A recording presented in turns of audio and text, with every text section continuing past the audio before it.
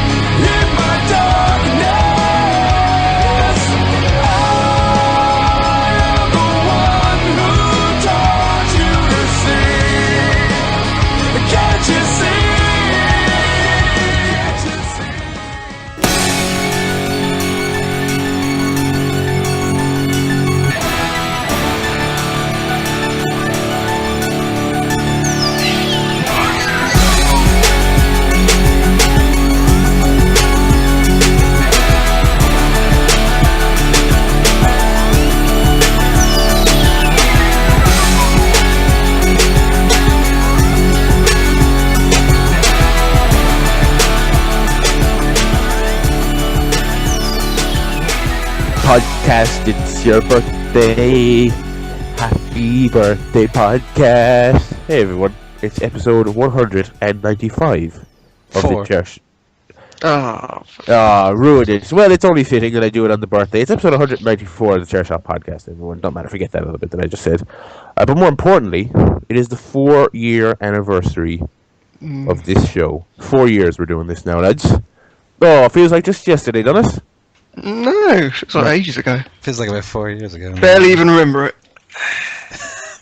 Well, that's because Joe was on drugs at the time. Oh, still am, even more. Well, it didn't show. It didn't show. Now, maybe NyQuil, but He's having a go, isn't he? not really. Not really. Joe's the restrained one. The one with sort of, a bit of decorum about him. Yeah, I think Joe is definitely the classy one of the group. Well, I mean, that was Chris, but he was also the fucking useless one as well, so, Did you hear, were you there, Barry, today, when he was talking about that he wants to buy another phone? No. This is a good way to start the podcast, I feel, because Chris Blake, of course, long-time listeners will remember Chris Blake from episodes 1 through 20-ish. 3, I think. Whatever. No, I think he was only there until episode 9 or so. Yeah, I don't know. I think he started being on less frequently, acting like he had a reason to not be on, but he was basically he was done. But he would crop up every now and then eventually he was officially done. Yeah. If I recall correctly. Today he was talking about how he wants to buy another phone, okay? Right.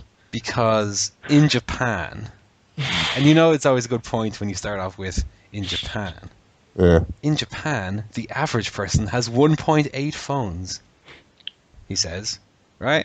And his complaint, right? The reason why he wants to get a new phone is because with the service provider he has, in some areas of his apartment, the 4G doesn't work. Oh my god! That isn't even a first world problem. That's like a future. It's like space age problem. Yeah. My god. I mean, where is he?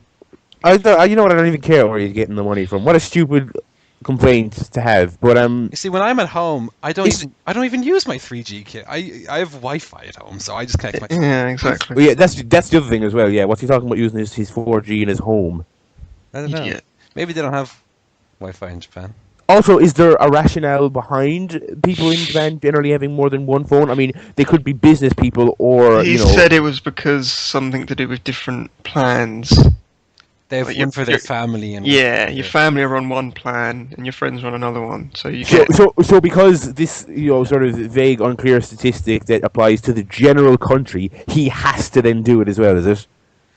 I think he also said... Otherwise, I won't fit in with the zeitgeist. The zeitgeist, you guys. I think he said he just... I'd like to have, one Android and one Apple. Just why? Just wipe my arse with one and stick the other up there. Well,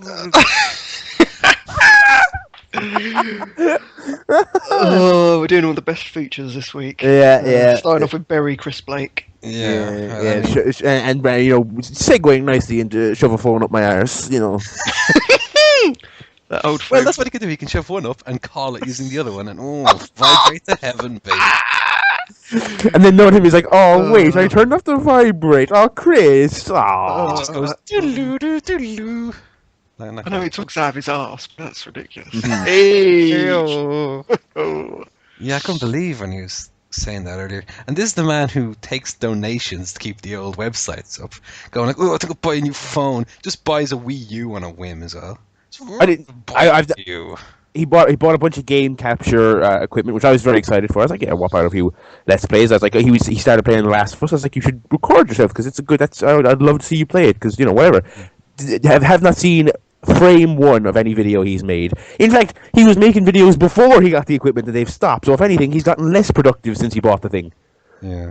I think he played the Wii U, played the Zelda thing on the Wii U like once on Twitch, and that was the last I saw of the Wii U. Yeah. Also, he's one of those people who flip-flops all the time, as we've buried him for before. Like, one week he'll love iOS, next thing you're always sick of it, he loves Android. So I guess that's now why he wants both.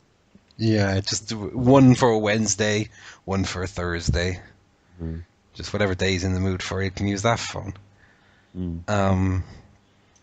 So yeah, that's Chris Blake update anyway. It's a And fine time for it. It's the 40-year anniversary. Yeah, we're going to have tons of callbacks My this year. favourite show of the year, because it's the one where we don't have to come up with a name. Yeah. Just straight off the call. We can forego that 20-minute conversation after the fact, These are often my favorite shows of the year anyway. I just like the reminiscing and the nostalgia. Yeah, it's fun. Although, to be fair, as we've often discussed, none of us are any good at remembering things that we've talked about before. That is Yeah, the problem. I think we're still dining off things we said in year one. We're like, oh, do you read the paper? Ooh, ah. Oh, Chris Blake! Ooh. Yeah, I mean, it's 4 years. It's 194 episodes now as well.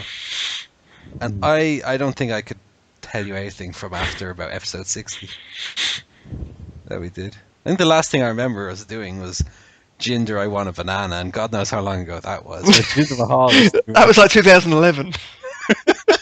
No, but no, I think I'm getting better recently at keeping track of our own running jokes. We've got Frasier, we've got Mama, we've got Paul. That is true. That is true. Got the water pistol. Water pistol, throwing pennies away, Terry's chocolate orange versus Rolo. We keep track of these to a decent extent. Although, I mean, we are still kind of rubbish in the sense that when we finish a show, we're like, okay, we come up with a name based on a joke we told during the show. We go, shit, what did we just say in the last hour of talking? So we do struggle still. We could nearly release that as its own podcast, its own standalone podcast. It's the Come Up With a Name podcast. Where's well, you did triple Something about caning.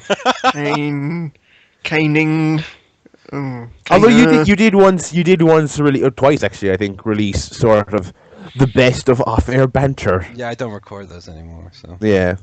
Because we don't do off-air, we just start now. It's because the show's kind of gotten longer lately, and plus it's just we're different nights, or we're starting late, or I have to go, or Joe's having his dinner, or we're doing this, or we're not where we should be. So we get in, we record it while we can, and then we get out. Yeah, there used to be a lot more.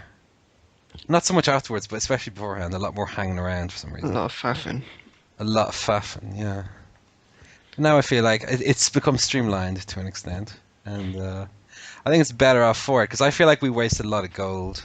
Like that time I played FIFA that once, which I also did on the podcast last week. There will be no FIFA this week, by the way.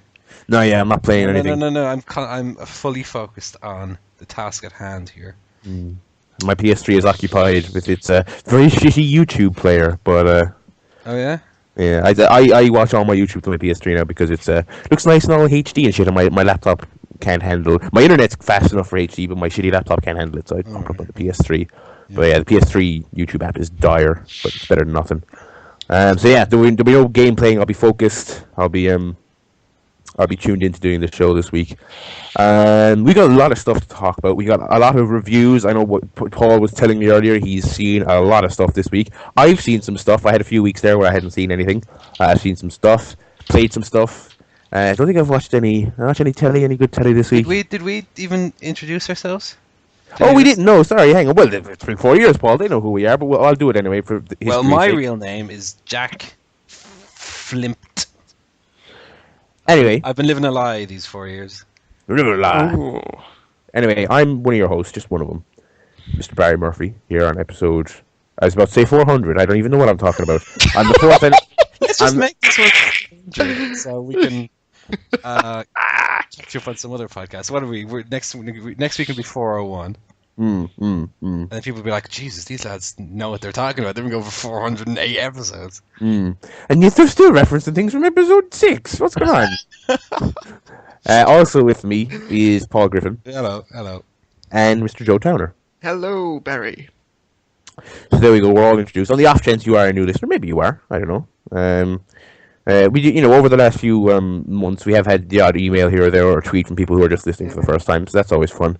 So you might be. You no clue who Chris Blake is. No clue what was that shit I said earlier about cherries, chocolate, orange versus Rolo, break the water bottle. Oh, Mama's here. I think he broke it with his mind powers. I think that's what happened. He took Yeah, exactly. Yeah, I will curse Paul by making him throw away money.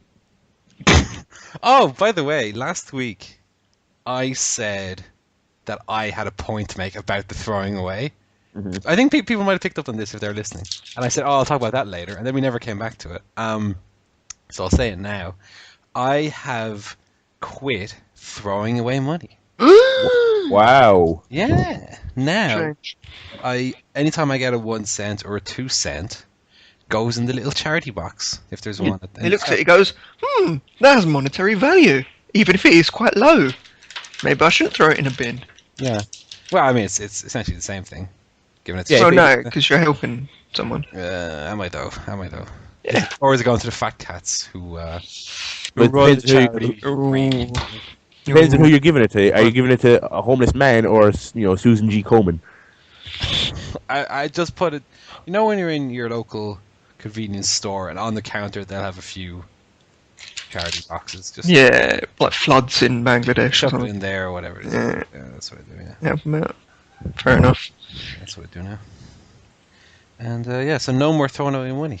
Yeah, if I buy something that's 99 cents, I do just.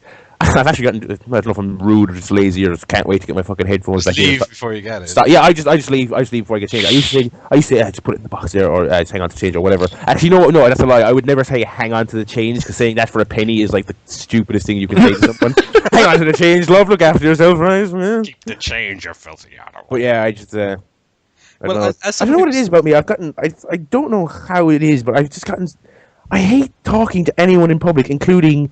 Your friends. Including my friends or family Relatives, or loved ones. But it's just like when I'm in a shop or something like that, or when I'm getting on the bus, I just cannot wait to get my headphones back in and stop talking and interacting with other people. It's like I'm 23. I've made all my friends. I have my family. I have my people who I want to talk to. I have to minimize talking with the outside world. I think you get out of practice as well. Like, because you avoid doing it so much, it becomes a chore to do it, so then you do it even less. So you just, become incredibly antisocial and end up an alcoholic on a bus. Just with your big phone case. That pink is purple! It's purple over. Oh god, I've not been on the bus this week. Oh wait, you're referencing something that was discussed. I thought you were referencing me. I was like, well, my phone. I don't have a phone case. What's he talking about? See, I've already forgotten last week's funny jokes we told. Well, that wasn't a joke. That was an anecdote. That was an anecdote. That did happen. But we've got tons of guests lined up for the anniversary show. Michelle will be here, Michael, Corey, all the people who phoned in at some stage or the other. Having a laugh, they won't be here. But this is the thing: we have our fourth. Saving them for the 200. The 200. That's what I was going to say. Our 4th year anniversary, for some reason, has possibly because there's about 50 weeks in a year. Our 4th year anniversary has sort of synced up quite close to our 200th episode. Oh yeah, I was supposed to be making maneuvers to get someone on episode 200. Which you know what, I'm going to do that right now. Well, no. In fairness, we've got 6 weeks to go before it. So. Yeah, I want to give them. I'm going to give plenty of notes. If anything, you're right. Actually, it's way too don't soon. Do it now. Yeah, because it's too far in the future, isn't it? But watch this space or listen to the space, listeners. There was a time when we were doing this show a couple of years ago that we were thinking, we should really. Back when we sort of cared about getting it on the radar or whatever, and also when we cared more about it being a strictly wrestling podcast, there was a time when we did think, we should get guests on. And I think at the time I was theorizing that I could probably easily get Jim Cornette on if I wanted, and I never made any efforts to do so. Morgan should be a star. Kill Vince Russo. There you go. That is essentially every Jim Cornette interview ever. So let's skip that one. I have a cut, fucking braces. I've cut the inside of my lip, and it's the worst thing ever, literally, in the history of time. Yeah. Anyway, so apologies if I sound like I'm talking like this. You sound a bit stressed out, Barry. That's only going to make it worse. God, there's a story. I don't know if I can be arsed telling on the show. I was told this week by a medical professional, listeners, that I'm suffering from too much stress.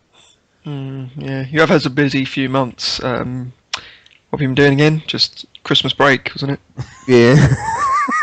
I had about 2 months off for Christmas, about 2 months. Also, haven't really done any work since I've been back to college, about 3 weeks, but still haven't done any work. You did break your phone twice, though, so... That's true. And that took that off. can help. I mean, Chris Blake probably would have topped himself. I had to queue up at CEX and go through my receipts and find my warranty. That was annoying. You know, it's tough, man. Yeah. So what do we have on the agenda for tonight? Well, plenty of stuff. I have a feature that I wanna bring out, and it's not so much even a Kane and all that shit. It's just a little discussion piece that I think would be interesting. It's a little idea I had, and I'll bring that up later. Right. I've movie guff, of course. I've seen a lot of movies this week. Mm-hmm. I've seen 8 movies this week. Jeez. Which might be a record. Wow. And emails. I got a few emails, so we'll go through them, and we'll probably talk about wrestling, I would imagine. Although there wasn't that much to talk about this week, really. I'll tell you what I did. We won't get into it now, but to jump forward, I did watch SmackDown this week in full. I watched a few clips on YouTube from SmackDown. I tried to watch it last week when I heard Bryan and Cesaro had a match, and I was just like, the production of this show is loathsome. I can't stand the re-recorded commentary. I can't stand the crowd noise. It was horrible. But they were in Canada this week with great matches and a really loud crowd that they didn't have to edit. And so I was like, okay, I'll watch it. It was really good. And so we'll talk about that in a bit. Okay, cool. What about yourself? Have either of you two lined anything up special for this? Just the usual. I actually have sort of films and things like that to discuss, and games that I've been playing and things of that nature. So I've done things this week to discuss, but no features, no quizzes or anything like that. Emails though, emails. Yeah. I have a sort of combined feature. It's part quiz, part trip down memory lane. Oh wow. Which I call the ChairShot years. Oh my god. I think what the late 90s. I think what we did last year was I did a quiz based on episode titles. Yes. Yeah. I seem to recall went down like a lead balloon. Well, because we don't remember any. Yeah, it was good. It was just we were rubbish at it because we didn't know anything. Ever. What do we want to do first? Typically we talk about our weeks and what we've watched or been doing. So or we mix it up with a feature, seeing as we're already in reminiscing mode. I'm just chatting to a little girl here, right? And what? Where is her mommy? Oh come on, Barry. And I was just typing, talking like in conversation, and I was concentrating on what you guys are saying, and I typed, I wrote, yeah, me too, but you don't have a preference for emails. I don't know if the word emails popped in. Do you know when you're trying to write something? And... What were you discussing? You don't have a preference for emails. Sorry, wrong window. And then you're typing a message to Joe, and he says, "Do you want to open your anal, or do you want?" Oh my god, you're disgraceful. But you're the one saying it, mate. Disgusting. In my mind. Anyway, by the way, before we begin, I have a funny little story here. I was on Tinder this week. Oh, I don't really use it anymore to talk to anybody because I just can't be bothered because I'm already talking to this girl. But just to see what kind of faces pop up on it. And first of all, I love desperate ones usually. Go on. I love the people who as their main photo on it is them pissed out of their minds with like a tit hanging out. And it's like, how is that like your best photo to put forward to sort of appeal to people. I mean, obviously the people who are extremely easy, but sometimes you see some of these photos where, or some girls are a little bigger than others. I'm not knocking them. I wouldn't. They'd probably knock me over if I tried. But no, some of them can look good. But then you get some of them where they're scrunching their face up so their neck is like bulging out, and some of them just look quite strange. But I was on this week and I got a match with an Irish female wrestler. No way. Yeah, well, yeah. Did she have a picture up of her? Yeah. Right. And I found her on Facebook, and she's a proper wrestler. So I was like, cool. Avoid, do not stick to ever. I don't know where she wrestles with. Wait, hang on. You got a match with her, so you obviously. And by a match, I mean they were matched up on Tinder. It's not like a TLC thing that you're having to do on iPay-per-view for wrestling.ie. No, anyway, it's not going anywhere. I just thought it was a little interesting thing that I saw. It is. That's weird. Yeah. She wasn't super attractive, but I'm shallow like that. I don't think it's shallow to say that someone. She wasn't my kind. The kind where you're going through them and you see, oh, the first picture's nice, and then when you get the match, you go, okay, let's look at the others, and from photo 2 to 5, it's like abort. Yeah. Not the unborn child, but. Do you ever do that and then realize, fuck, it's not worth it, and then block them? Oh, often, yeah. Okay, good. Well, I'm not alone just then. in case they try and talk to me. Just in case, yeah, exactly. Yeah. Exactly.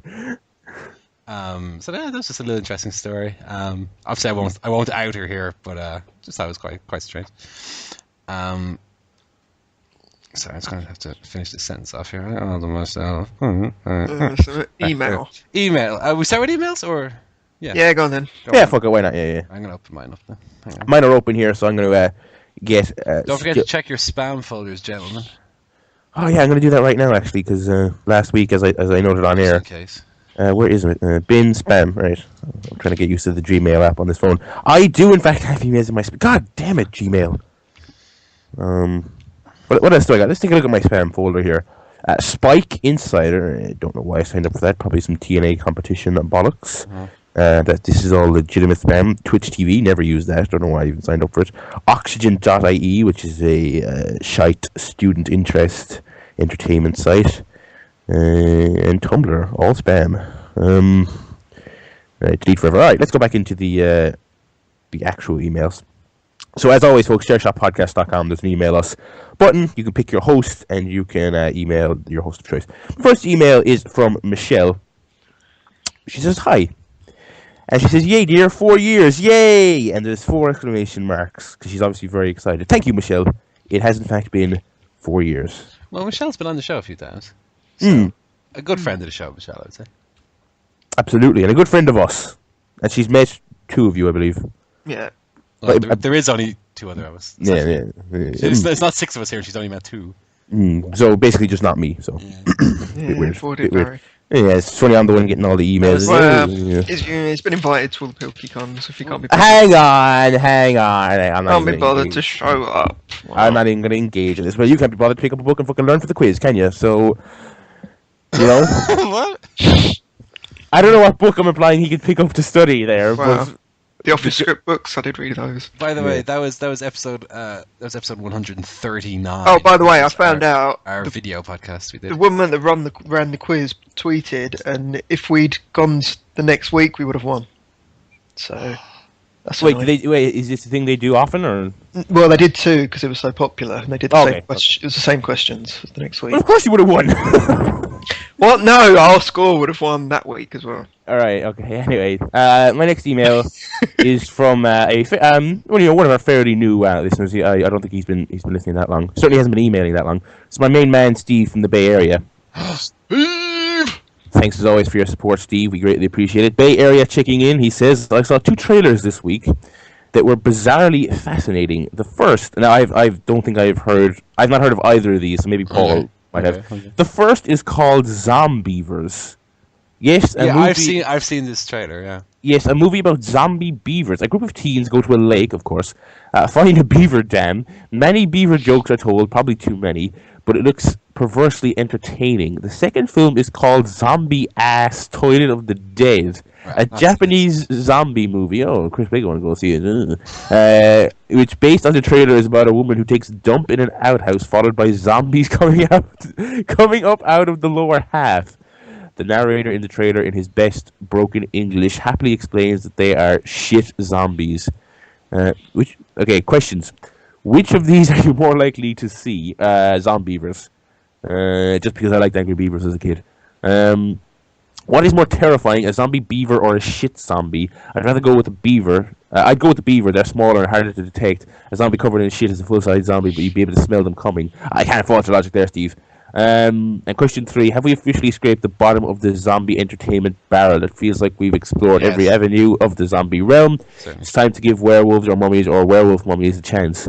Werewolf mummies are, of course, a mummy who has been bitten by a werewolf and turns into one during a full moon. See, I thought you were going to say it was a werewolf who died and was mummified, but you're the expert. I think they scraped the bottom of the zombie barrel many years ago. I think we're long past that point. Yeah. Well, I recall Barry myself having almost like these arguments over my dislike of the zombie genre. That was more a semantic debate, though, because it's not like I watch zombie slasher nonsense. If you mummified a fella that was turned into a werewolf when the moon came out, and he was dead and that, and then you brought the mummy back to life. However, I don't know how they do that, but they can bring them back to life. Get Mama involved. Would he then turn into a werewolf from a mummy into a werewolf when the moon comes out? It depends on the nature of the werewolf. Well, he would also be a zombie in that case.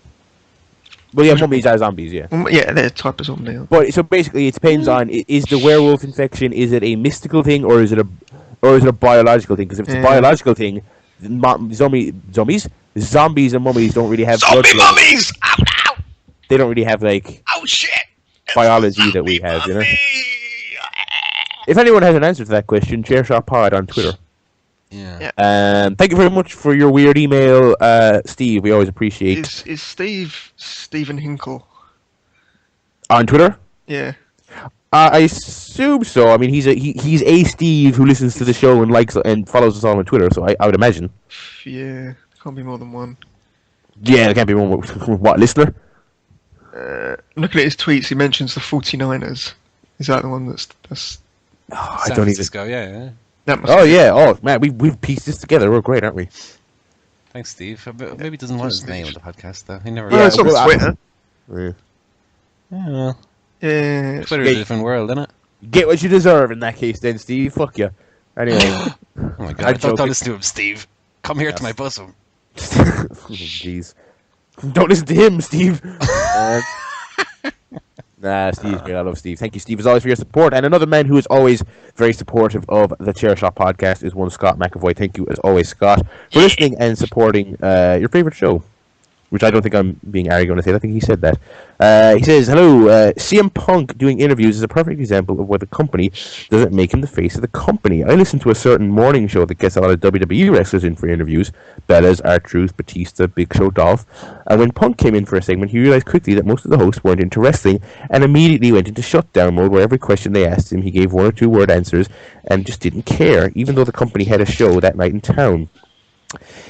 And he was on one of the second highest rated shows in the town. Instead of being honest with the guys who were interviewing him, when he was asked by a host what CM Punk stood for, he answered, "If you'd seen me wrestle, you'd have seen me do a moonsault at some point, and I can't do it very well, so it's a bit crooked. So the CM stands for Crooked Moonsault."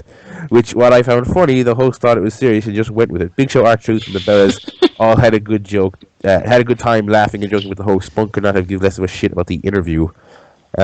With more coming out about the situation and appearing more like Punk's problems with Triple H more than it was with the company in general, do you think that Triple H will swallow his pride and do what is needed to bring Punk back, or do you think Triple H's ego won't let him do it? Thanks, and have a great weekend, Scott. Thank you very much, Scott. I hope you had a good week and a good weekend and all that jazz yourself. I don't know. I think it's more complicated than just there's heat between two people. But I agree with your sentiment. There was that anonymous WWE star letter published in Figure 4 Weekly, a couple of them, I believe, actually, where someone in the company, a wrestler, went off on Punk pretty much for that exact same reason, saying he doesn't like doing the press, and he doesn't like getting up, and he doesn't like traveling and getting up early and talking to people who obviously don't like wrestling. You know, he can't swallow his pride and do these tacky PR things that John Cena does and that the fucking Miz does, like a robot. You know, so yeah, I mean, there's more to being the face of the company than being the guy in the main events, and I think that's certainly a very type of thing you have mentioned here. Perfectly valid criticism. But yeah, I think it's a very complicated issue. I don't think it's a simple case of Triple H calling him up and saying, "Look, we'll do business this way." I don't think CM Punk. At the same time, I think it's interesting that this has never really come up before. That it was a problem with CM Punk doing the morning shows and all that, because he's essentially been right up there at the top of the company for he was the champion for a year, 2 years or whatever. Yeah. So I think that's really something that's just being used now to justify, you know, that they don't mind that he's gone or that he wasn't being used at the very top. You know what I mean? Because I think ultimately, if a character is compelling enough, or if the fans are into him enough, they'll overlook, you know, the whole morning show thing. I don't think that becomes that big a deal at that stage, really. Yep. So those are all my emails. Do you have any, Joe? Yes, I do. The first one is from Scott McAvoy. The subject, Dixie Carter and my reaction to her. He says, "Good afternoon, Joe. I believe the Dixie Carter has what we used to call X-Pac heat. There are 3 types of heat. Face heat, when you are really cheering hard for the good guy to win. There is heel heat, when you are booing the bad guy and want to see him beat. Then there is X-Pac heat, where you care so little for the character you change the channel while he is on TV. This is where Dixie is with me. I don't care what her angle is, I don't care what she wants to do, I just don't care if she's there or not. Speaking of TNA, with Hogan, Sting, Bischoff and the like gone, do you think there is a chance they would go back to the 6-sided ring? It was one of the things that defined the company. If they don't, do you think Jeff Jarrett will buy it from them and use it in his new company? Hope you have a good week, and stay dry." Thanks, Scott. I didn't stay dry at all. I got absolutely soaked, because it hasn't stopped raining here. I quite think Dixie Carter's quite entertaining, to be honest. Yeah, I'm okay with her. I'm not really. Yeah. She grates a bit because she's on the show so much, but she's generally okay. I'm not a big fan of Dixie, I must say. I find it like along the lines of Stephanie McMahon. I just find they were quite annoying, and not, as Scott says, not in a heely way, but just in a sort of Skylar and early Breaking Bad way. Yeah. Shut up. Why did X-Pac have X-Pac heat? I always thought X-Pac was good. He was good. I don't know. I think it's because he's just. He looks like, and he talks like he smells, and like he's like the type of guy you'd hate to hang around with in real life. Maybe. I always thought Xbox was okay. Especially it was a brief period where he was a bit hated. I don't know. Yeah, because as far as I remember, he was a babyface for most of his run, wasn't he? I don't know. As for the 6-sided ring, I don't think they'll bother. I don't think they'd have to buy it. They could buy another one. But yeah, it's not copyrighted. Yeah, but yeah, TNA. I don't see TNA bringing it back. It's kind of seen as a thing of the past. Jarrett, though, who knows? I mean, who knows what his prerogative is? Yeah. The last thing, you know what though? I think the last thing that they should probably do, the Jarrett group, is do something that will immediately make people go, okay, so this is TNA life. Exactly. Which is talk about a thing you would hate to be labelled as. God, it's TNA, but with even more basic wrestling. Mm-hmm. Yeah, I don't know. I think we talked a few weeks ago about how I always think TNA should bring back the 6-sided ring anyway, just to differentiate themselves. So I mean, if Jarrett can do something similar, why not? Maybe they should have one of each. One what of each? 4-sided and then a 6-sided ring. Like a transformer ring. Yeah. And it just caves in. Well, imagine that. That would be brilliant. Yeah. My next email is from Anonymous. What? Not the hackers. I was going to say the group or an anonymous person. Just an anonymous person. He says, "Hi guys, do you believe in love at first sight? Why/why not?" I think I know who that's from. I do believe in love at first sight, Anonymous. In fact, I think we tend to make our minds up very quickly when we see someone or something, and then we kind of rationalise that decision afterwards. But now we're going to get into a quite heavy discussion on love. Go on then. Well, is it love at first sight, or is the first sight merely an initial attraction that then develops into love later on? Yeah, but I was going to say, because I've experienced it, but then, of course, as time elapses, you go, oh, wait, it's not really love. It's not real. I've seen the light, you know.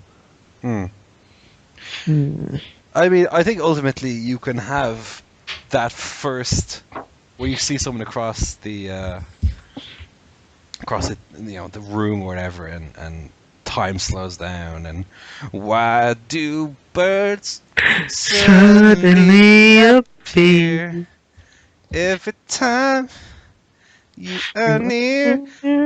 But yeah, I don't know whether I would consider that love at first. I mean, I guess that if it then develops into love, you could say, well, that's when it began with that initial encounter. But yeah, I think love is a little harder to define than just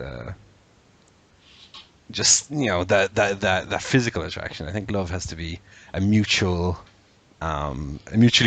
dependent relationship almost. I think you could even be in a relationship and not even be in love if it's lopsided to one side or stuff like that. Really. And also it depends how big the boobies are. So gotta take that into account too. Yeah. Yeah, I don't know. I mean, I would definitely, I definitely think that it can happen where two people can just see each other and then know instantly that, oh, let's go in this direction without it having the initial break-in period.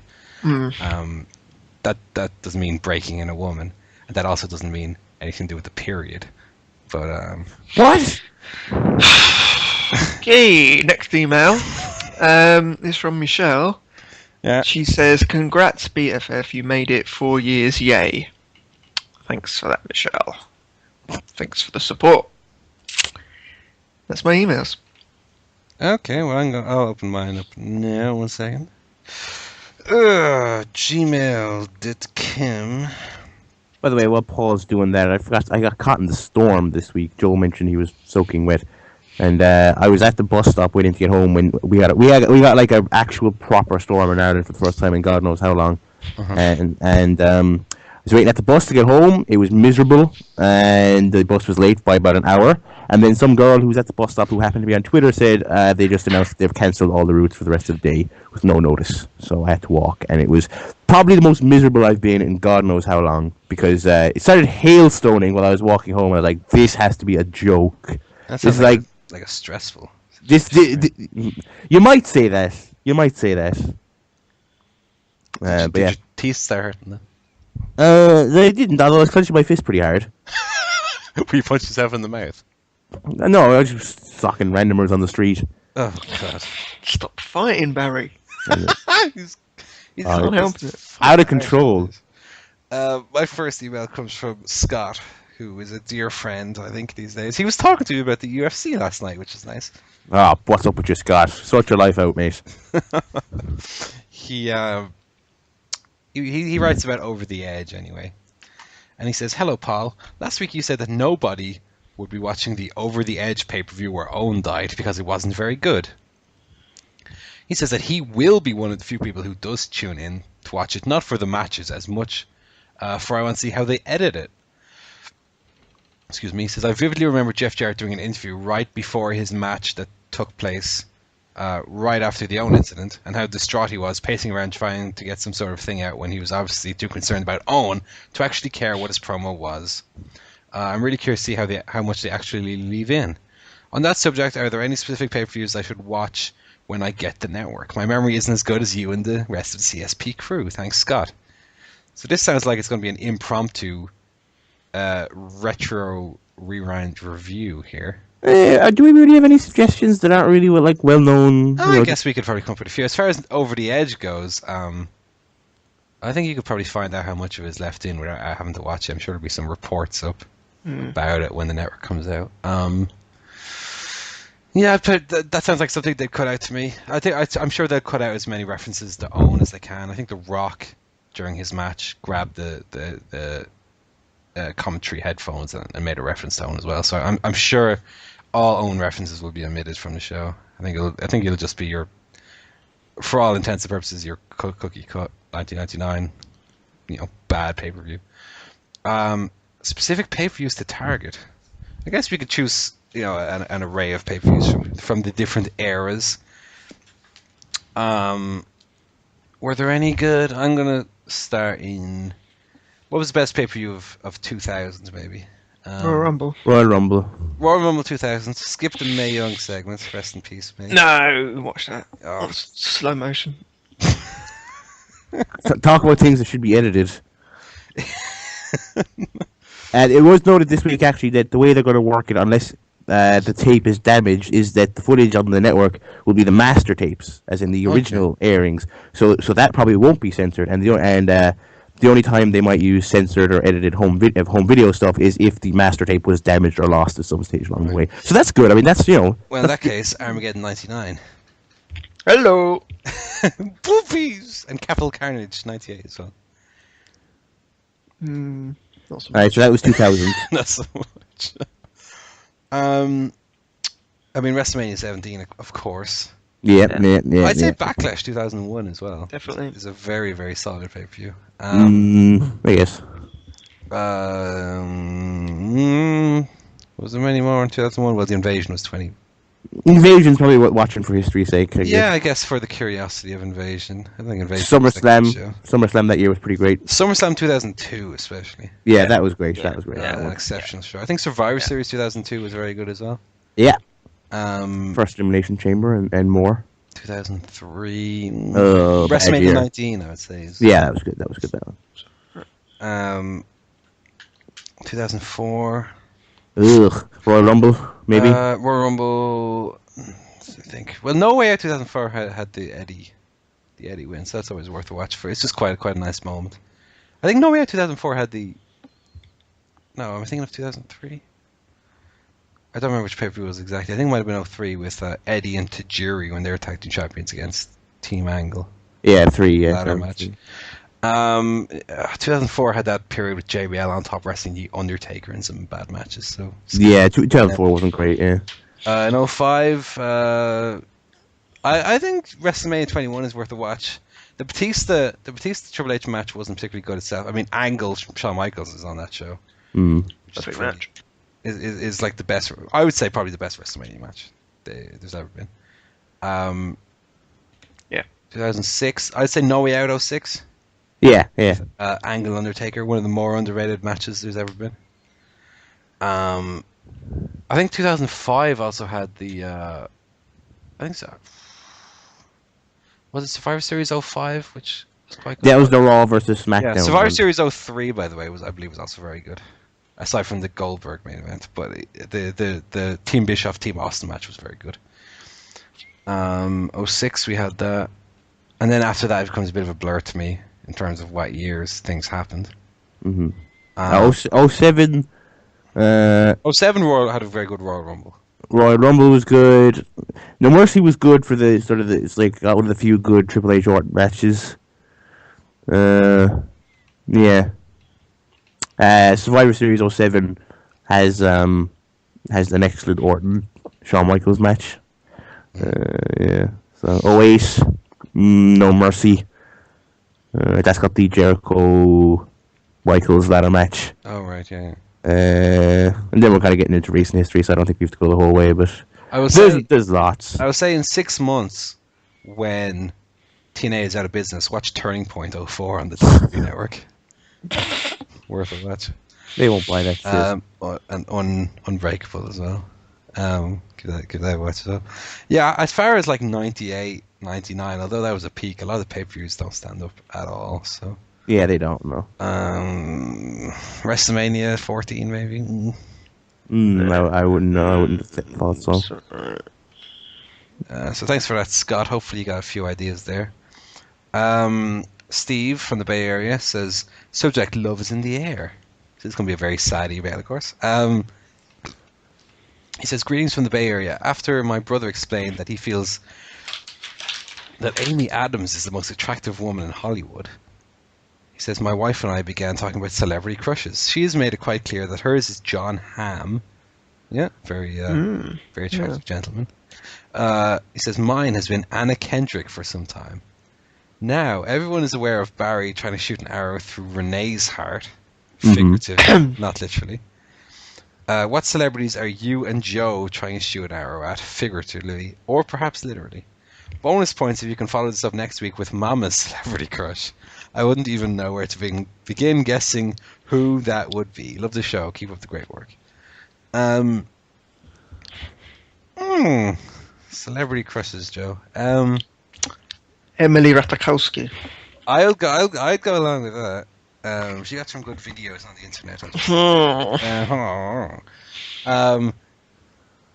Yeah, her belly button's a bit weird though. If I could have a Jesus. Well, I mean, I think Amy Adams is a very nice looking woman as well. If anyone's ever seen the movie Casa de Mi Padre with Will Ferrell in, I've never. and I love nobody it. has. It's a Spanish language Mexican movie, and there's an actress in it called Genesis Rodriguez, who is essentially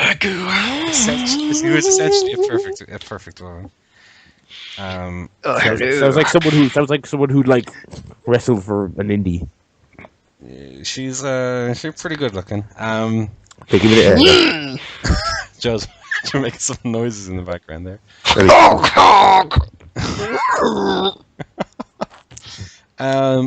Well, my all-time is of course Sharon Stone in Total Recall. She's about 60. No, not when that film was made. not the 2012 Total Recall remake. Holy Mega Drive.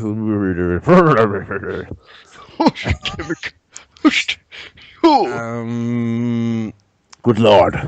Who else would I throw in there? I think Holly Valance in her peak would be up there. She's bug-eyed. Helen Flanagan. She looks like a mong the odd time.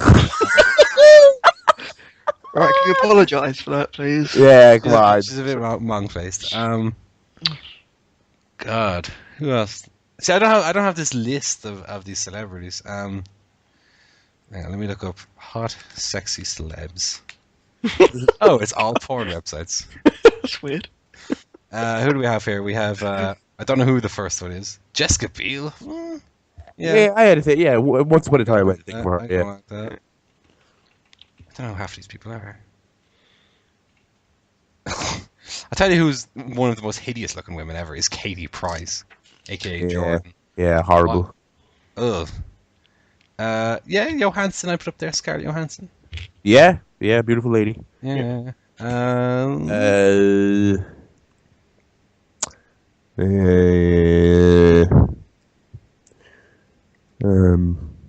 What have I seen recently with an attractive woman in it? Certainly not my bed. That makes me sad, Barry. Well, not my bed, mate. I don't know. I can't think of any. All the obvious ones. Yeah. And Renee Young. Yeah, I mean, I think we've. You have any more suggestions, Joe, yourself? Not that I can think of. I mean, Jessica Alba in the day as well, of course. Huh? Sure. Well, I do like a brunette. I must concede.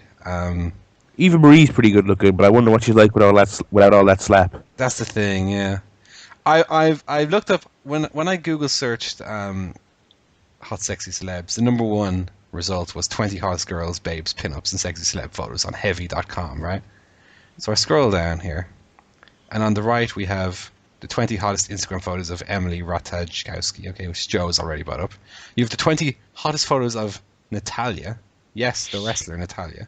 You're like, she's, And then on the left, you scroll down a little bit further, the 20 hottest photos of Victoria, right? And the picture they've chosen, she has a face like a slapped arse. Oh my god. Victoria the wrestler? Yeah. Oh. Let me see if I can find this photo of her that they've used. It is not good. I'll tell you what, I'll just send you the link. Just scroll down a little bit there, and she's on the left. Right. It's I don't know how they came to pick that one.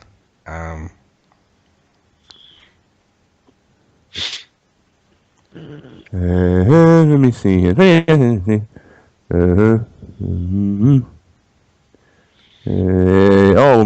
who? Oh God! Yeah, it's Bella Twins. People who find the Bella Twins attractive are really weird.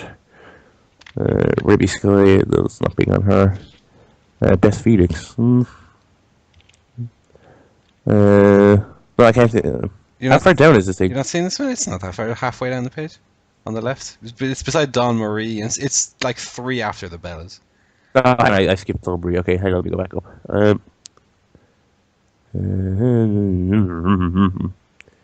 Yeah, it's not great. Oh, Tiffany and what's her face? Amber from the Vivian. Yeah, oh no, I actually saw a very recent picture of her. She is still really good looking. Yeah. I go with that as well. My next email comes from Alexander Crone. And he says, congratulations. When I first listened to the show, I thought, why am I listening to a show about wrestling? I don't like wrestling. But now it's a show about wrestling, with most of the content being about the presenters' lives. And what better people's lives to hear about? Joe, Paul, Barry. What a trio. Congratulations on 1,000 episodes, guys. Yeah, Thanks, no Crony. problem. Thanks, Crony. That's someone, you've met him in real life a couple of times, Joe. What's your... Met him the other day. Yeah, Yeah. he's a nice enough. Is he? Bit quiet. Ah, well, you're... I imagined he would be. I imagined he would be in real life. He's very quiet and quite a laugh to hang out with, I'd imagine, sort of in his subduedness. Yeah. I just tweeted a picture, by the way, for reference, for those of you who haven't seen it before, from Eva Marie's Instagram of when she was a brunette. Pre-WWE, when she was a model. Sure. She was quite the feisty female. Yeah, you see, Although this photo is quite clearly airbrushed to a ridiculous No, but degree, not because even- her midriff is like tiny, like unhealthy. I know, but not even that, but she looks... I don't like that overly made up trampy look, if you know what I mean. So I just don't like that look, really, with the heavy eyeshadow and the big fake eyelashes. Yeah. And I mean, obviously the body is good and all that, but it's not. I'm not saying she's unattractive. It's just not my preference. It's not what I'm into. Mm-hmm. So yeah. Last email comes from Michelle, and Michelle says, "Congrats, Paul. Here's to another 4." So thanks, Michelle. I don't know whether we'll make another 4, but maybe another 4 episodes, and then we'll cut our losses from there. So that's all my emails. So thanks to everybody who sent emails in. Congratulations and all that. I also got one.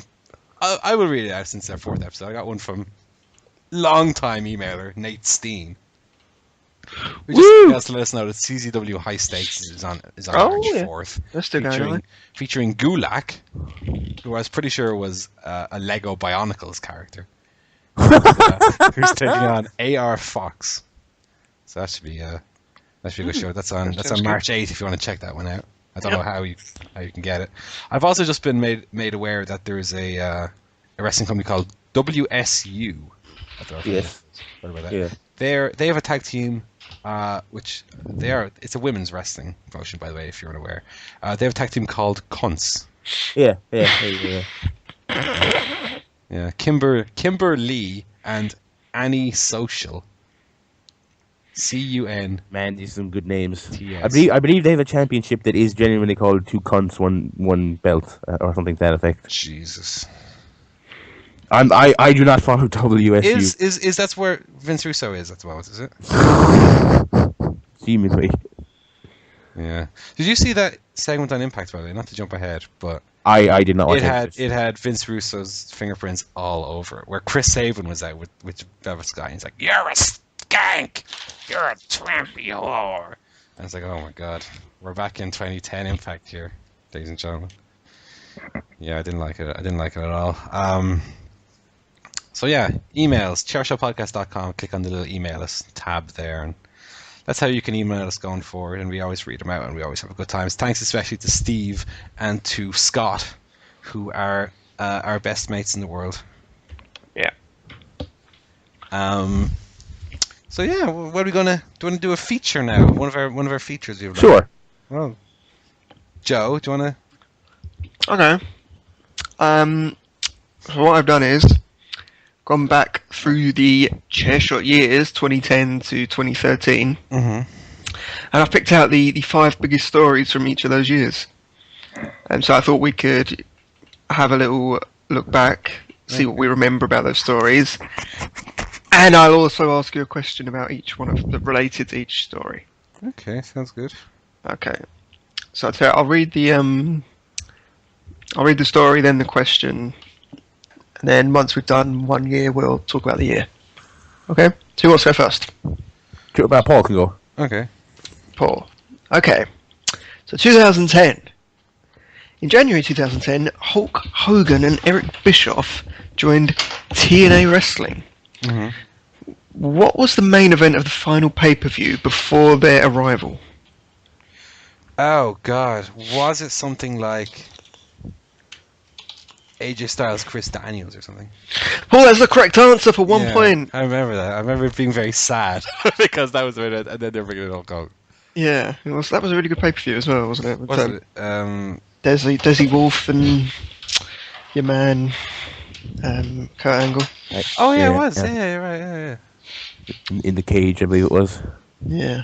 What pay-per-view would that have been then? It was, Final Destination 2009. Final Resolution, not Destination.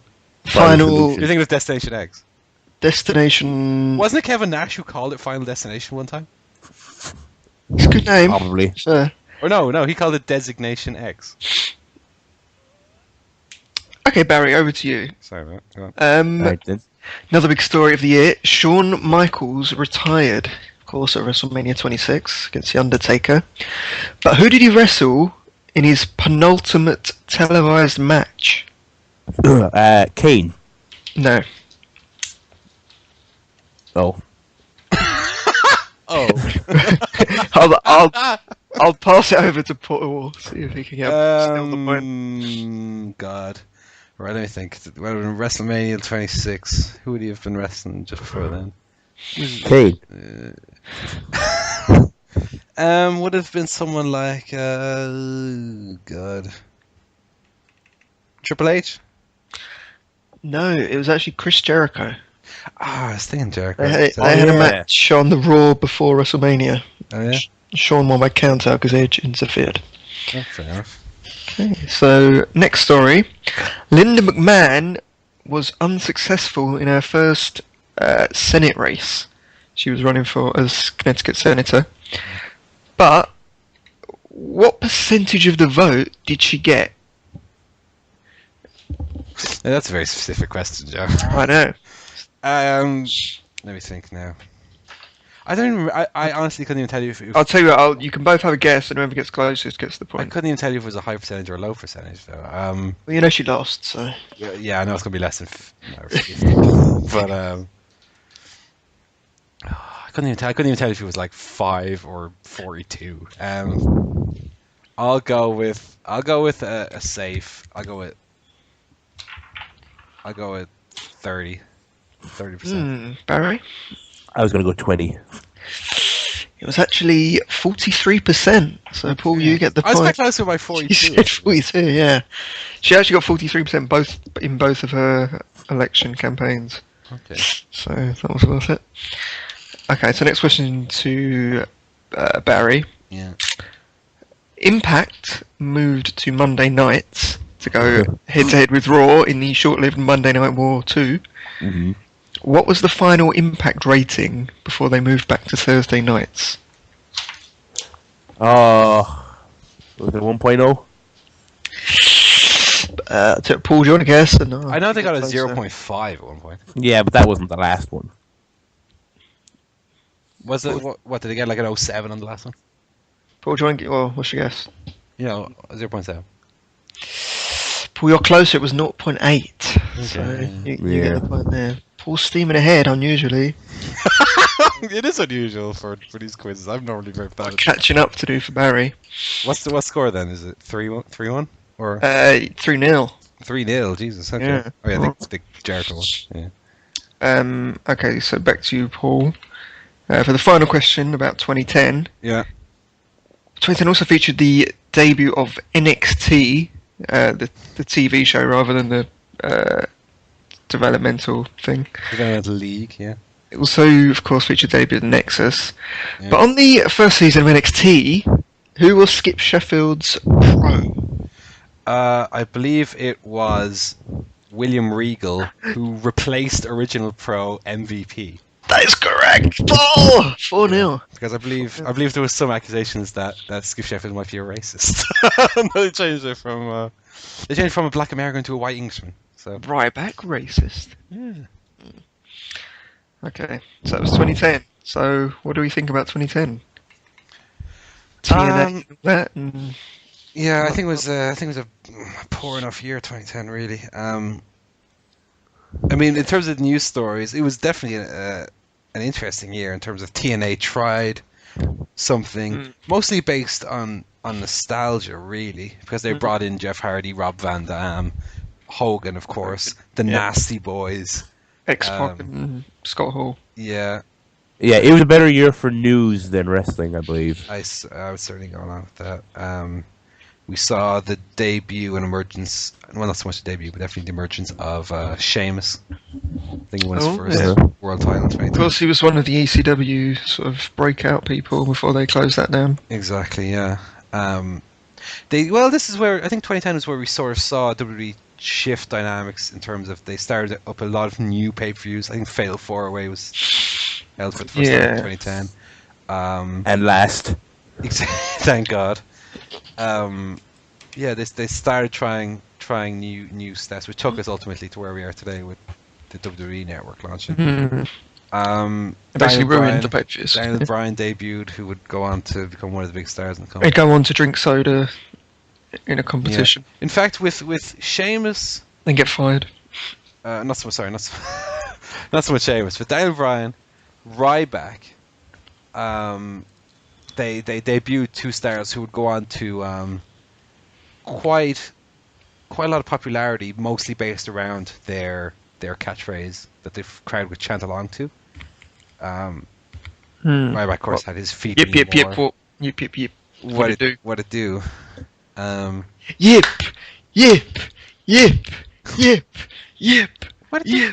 Yip. Of course, we had a lot of wasted potential in terms of NXT. We had Wade Barrett, who's not really gone on too much. We had Darren Young, who I think he's got one foot out the door, honestly. Although they seem to have a reluctance to fire people these days. One foot out the closet as well. What? I think they're both feet out the closet, isn't he? Michael Tarver, who was, of course, the most promising rookie. Who was it that picked that? Was it? I still think Michael Tarver did have a lot of upsides. Hey, look, Mark. Mark. Michael Tarver's in New Japan now. Where's Wade Barrett? On his stupid fucking podium. That's where he is. Yeah, best gimmick going.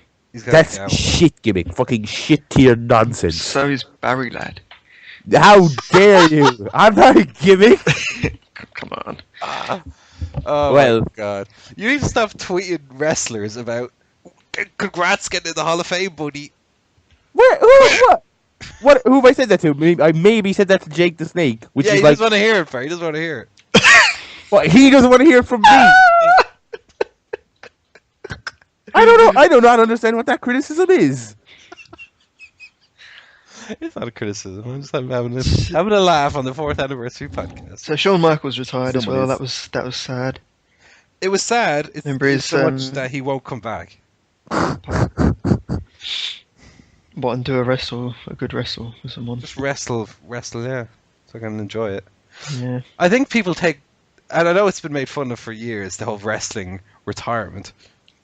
But now I feel like they take it too seriously. And they're like, I will never fake fight again in my life because I lost that fake match and said I would never do it again because the stipulations were so. You know? Yeah, it's true. Fair enough. You don't do it full time anymore, but you can do it the odd time. People retire in like entertainment, but they always end up coming back. Like, you know, Jay-Z retired, and who else retired? Loads of singers pretend to retire. Yeah, you can. It's not like sports. You can always come back. But even with sports, retiring doesn't mean you can never play football again. Well, doesn't it? Yeah, they don't ban you from the park when you retire. Yeah, no, you still see. I'm sure Shawn Michaels will wrestle with like his back garden with his kids. No, but you still see like the Legends matches and for charity or whatever. You know, they can still do it. Yeah. I understand that doesn't take the same physical toll on their body that wrestling does. But you can do one match, for God's sake, on a WrestleMania. Why not? Damn it, Sean, wrestle, please. Break your body down for me. Right. Well, that was 2010. So we covered that. Yep. So 2011. Right. First question goes to Barry. Right. First story: Macho Man Randy Savage sadly died in 2011. But who did he lose his last world title to? That's hardly a 2011 question, but let me think. He lost his life title match to that. Oh, you look like Santa when he died. It was in WCW. Oh God, I'm definitely not Obviously. going to know it. It wasn't going to be WWE, was it? Okay, Flair. No. Paul, do you want to guess? Hogan? You're correct, Paul, for 5-0. It was Hollywood Hulk Hogan. Yeah, I man. remember him and although I didn't watch it, I do recall him feuding with Savage. Yeah. back in the day. Yeah, I remember initially when he came in, wasn't he feuding with him while he was still Hulk Hogan? I think he feuded with Flair and Savage at the time. Yeah. Um, Okay. So next question, back to you, Paul. Yeah. The Great One returned in 2011 Smell. to be the guest host of WrestleMania that year, and of course later wrestled at Survivor Series. But what, according to BoxOfficeMojo.com, is The Rock's highest-grossing movie? Jesus. I initially be thinking straight away Fast and Furious.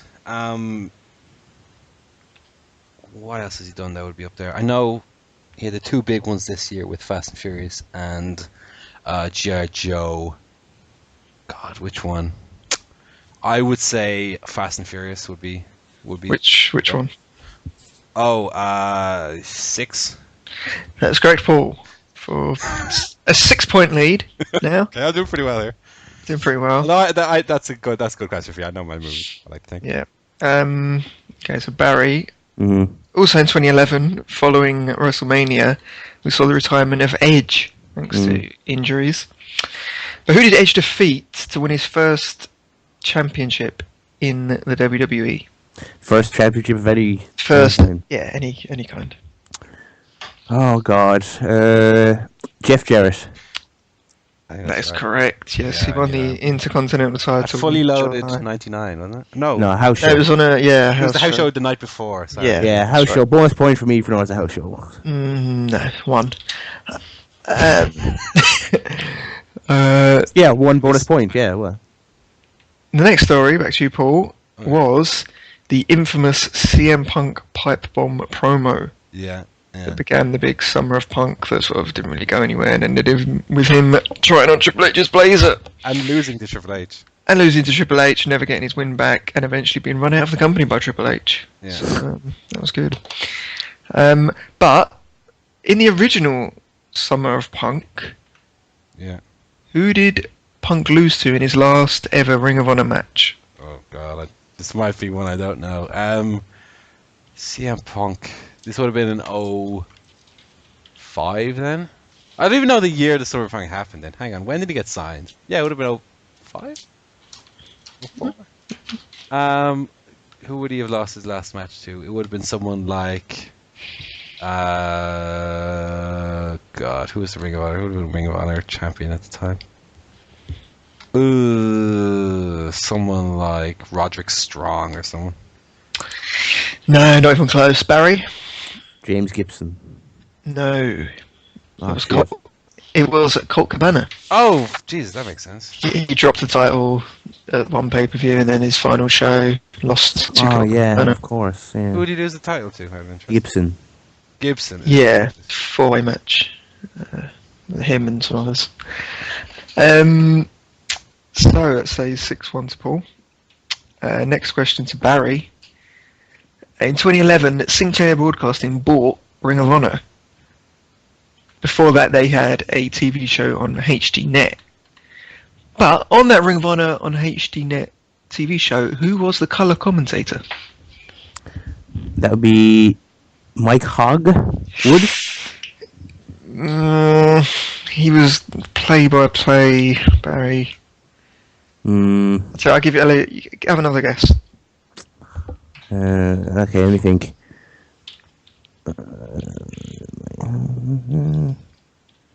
Oh God! Oh, Prazak?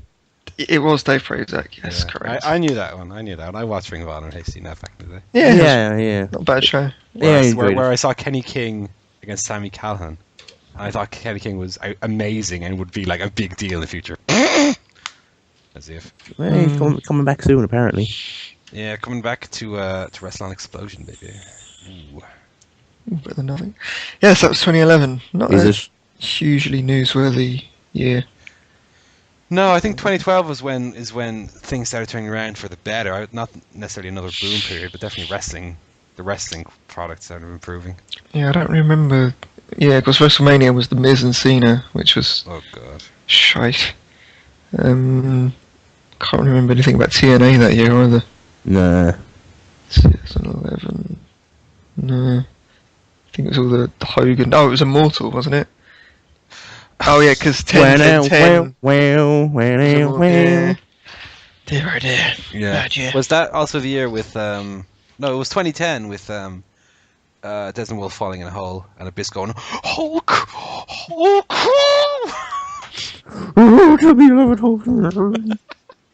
Yeah. No, 2010, 2011. We sure picked good years to start this podcast. That's all I can say. It's not our fault. Not our fault, ref. The wrestlers did it.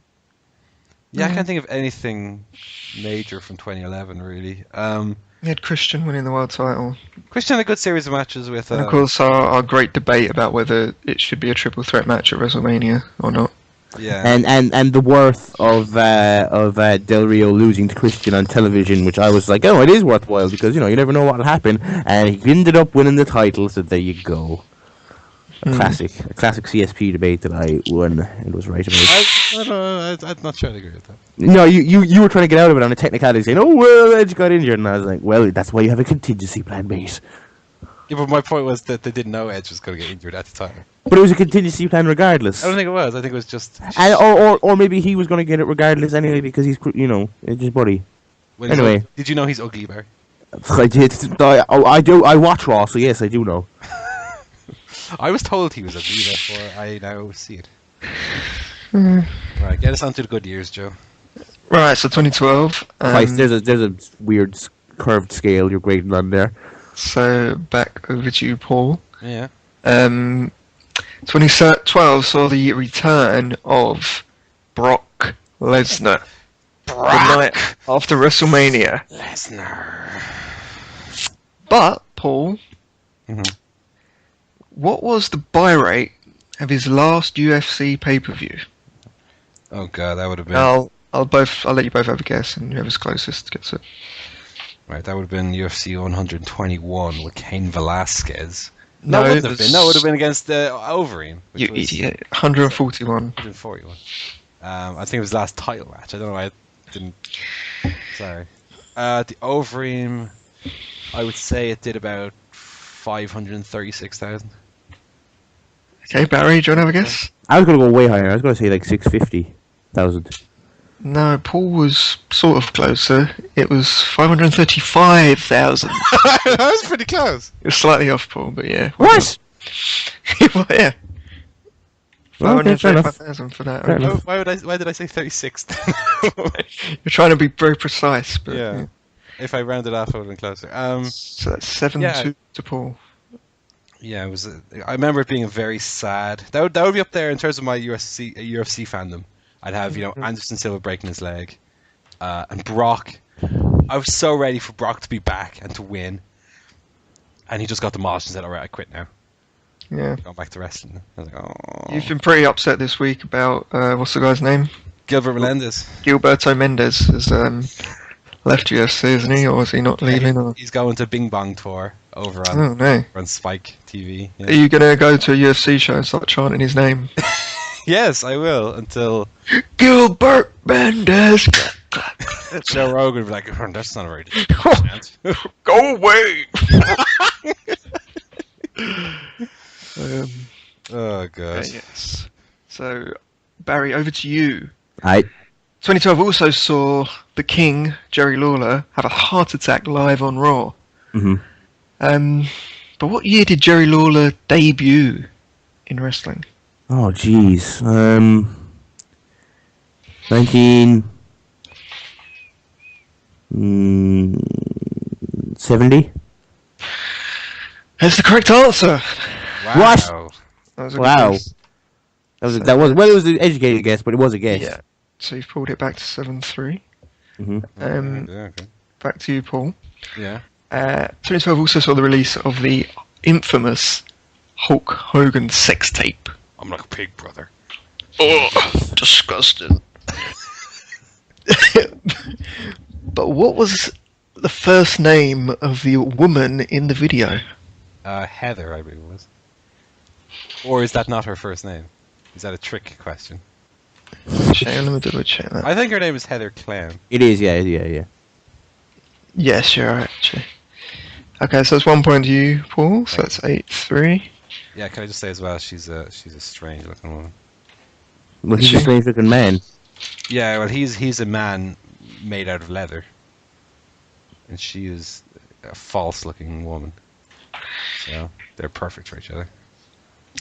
Okay, back to you, Barry. Austin Aries won the TNA title in 2012 when he cashed in his X Division title. Mm-hmm. But who won that vacated television title? X Division title. Whatever, yeah. Such contempt for TNA. Yeah, that X Division. I have absolutely no idea, so I'm gonna guess Zima Ion. That's correct. I knew he was pretty good, yeah. champion around that time, but I wasn't. I wouldn't have gone with Team Lions. That was good, Barry. Yeah, so it's 8-4. So Barry's gonna have to get quite a few of these. Mm-hmm. Final question to Paul. Yeah, for 2012. CM Punk held the WWE title for the entire calendar year of 2012. Yeah. Before eventually losing it to The Rock in Royal Rumble 2013. But who was his last successful title defense against on pay-per-view? Okay, so it would have been TLC 2012. Yeah. Jesus. Oh, I know this one. Oh, God. I was actually watching this pay-per-view just the other day. I was watching the Shield against... So it's not Team Hell, no. It's not Ryback. The excellent Shield match on that show. And it's also not Dolph Ziggler, John Cena, because I believe that was the main event. So who else do we have? Okay, CM Punk against... Jesus. There's only so many other faces. Jesus. No. The ultimate heel. Damn you, CM Punk. Oh, God. Okay, so we had the Here, while Paul is deciphering this, where's my wallet? I want to see if I have enough money for a kebab. I'm hungover. I'm still hungover.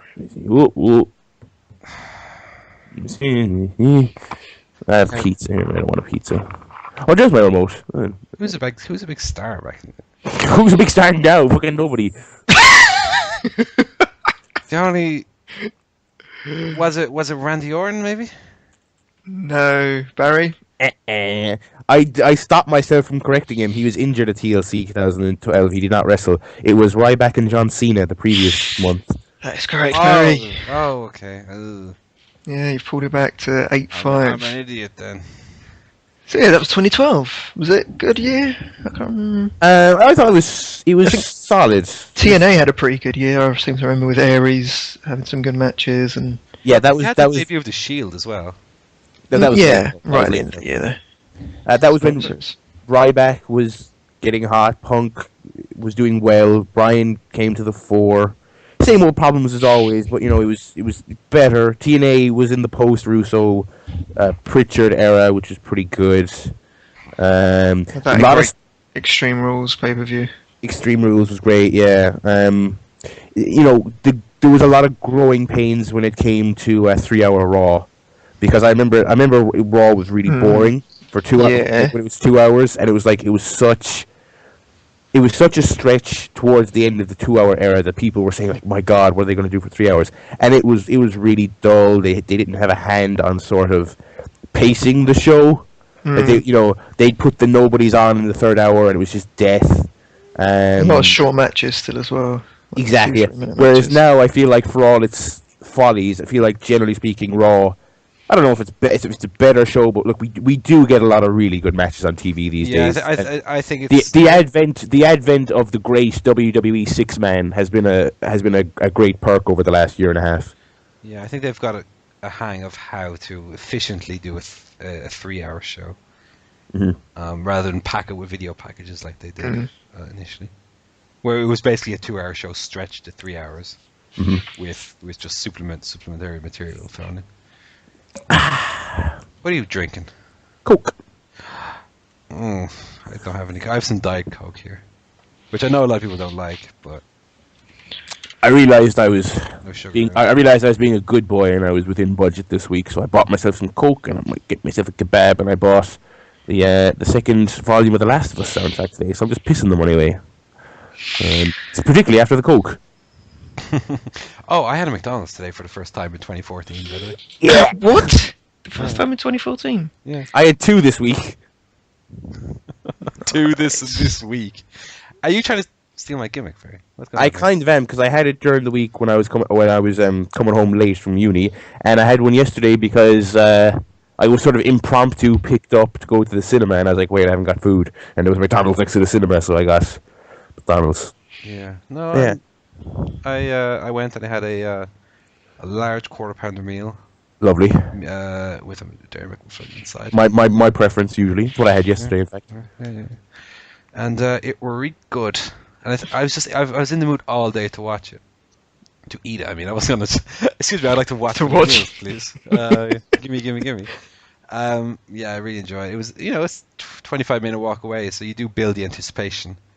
It's like watching the WWE pay-per-view pre game show, except you don't go, okay, I don't watch this pay-per-view anymore after having walked there. So lovely McDonald's, and I don't have to eat again now for another 2 months. I've filled up my McDonald's quota for a while. Okay. So on to 2013, the final. Can we get a score update? It is currently 1, 2, 3, 4, 5, 6, 7, 8 to Paul, 5 to Barry. He's reining it in here. Gonna have to win a few of these. And also, aren't there an odd number of questions then? Yeah, Barry's got 3 of these. You've got 2. So. But I mean, over the quiz overall. No, it's 20 questions, so 10 each. How does that work? Yeah, of course, yeah. Sorry, I was thinking it was 5 years for some reason. Okay, go on.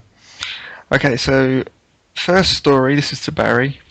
Mm-hmm. TNA cancelled a lot of their pay-per-views and also decided to take Impact on the road this year. Before later realising that was a horrible idea because they couldn't afford it. But which city hosted the first of their live Impact tapings? Oh man, I really don't know. Well, I can guess, but I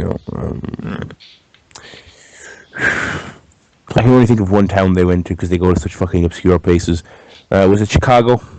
It was Chicago. Jesus. Ooh. It's getting close. It's getting tense. Next story. I can't believe I got that. I cannot believe I got that. Next story. This is to Paul. Darren Young this year became the first openly gay active WWE superstar. Is the answer Ellen Page? No. Okay, go on. What would the question be? Who is also a gay? Who's also gay today? I don't think he just became gay today. I think he's been gay for a while. Oh, okay. I think I'll be gay. I wouldn't know. I wouldn't know how it works, mate. Yeah. You seem to know a lot about it. Well, you know what they say. Takes one to know. Be prejudiced against one. Yeah, Joe. See. So Darren Young became the first openly active WWE superstar. Good luck to him. Don't worry. Judge people on their sexuality. No, But of course not. what is his boyfriend's name? Oh, jeez. Is it not Titus O'Neil? Oh, No, that's his tag They team broke partner. off, didn't they? Yeah. There's a spectacular breakup on TV, mate. Pay attention. His boyfriend's name. And what? Yeah. A first name or a full name here? Just first name's fine. William. Incorrect, Barry. I can vaguely remember this because it was reported at the time, but was it Nick? It was Nick. Probably all over Tumblr as well. I don't even know what that is supposed to So- be a joke at. Me or Tumblr or him? Tumblr, not you, because Tumblr. Barry has come Yeah. storming back 8-7 now. In Paul's I was gonna lose So- it. No. Barry's up next. Next question. Go on then. Get it wrong way. Okay, so Barry, the brand split officially ended this year Oh god. after staggering on for God knows how long, under the pretense that it was still a thing. But going back to when the split started and the original draft, who was the first ever draft pick? Okay, so I can't remember if it was Raw or SmackDown. I can't even remember which one was which. I believe Raw's first pick was Undertaker. Who was SmackDown's first pick? Triple H? No, he was champion. Okay, I don't know who SmackDown's was, so I'll go. Was it The Undertaker? No, SmackDown actually went first. So- Yeah, SmackDown went first because they assumed that they won't pick Undertaker. We can pick him later. Because Undertaker was feuding with Ric Flair at the time. Mm. SmackDown's first pick was The Rock, as I recall. Is correct, Paul. Shit! So that's now 9-7. Two questions left, so Barry will need to get both of these. Paul, Hulk Hogan left TNA last year, as we know. He's probably on his way to WWE. But in his first TNA match, Yeah. he teamed with Abyss to face which two wrestlers? AJ Styles and Ric Flair. That's correct, Paul. Oh, And he took a snapmare in that match and nearly turned to dust. yes, I do remember that. So that's 10-7, so you've wrapped it up. I'll give Barry the final question anyway. Daniel Bryan pinned John Cena clean to win the WWE title at SummerSlam, his first WWE title, which he then promptly lost to Randy Orton, thanks to Triple H's interference. But who did Daniel Bryan defeat to win his first Ring of Honor world title in 2005? James Gibson. That is correct. That answer came back for me in the end. I just gave it the wrong question. So Paul, well, congratulations, you won 10-8. I'm astounded that I've won a quiz. I mean, it doesn't sum up the 4 years of this podcast that I've won a quiz. 10-8 round.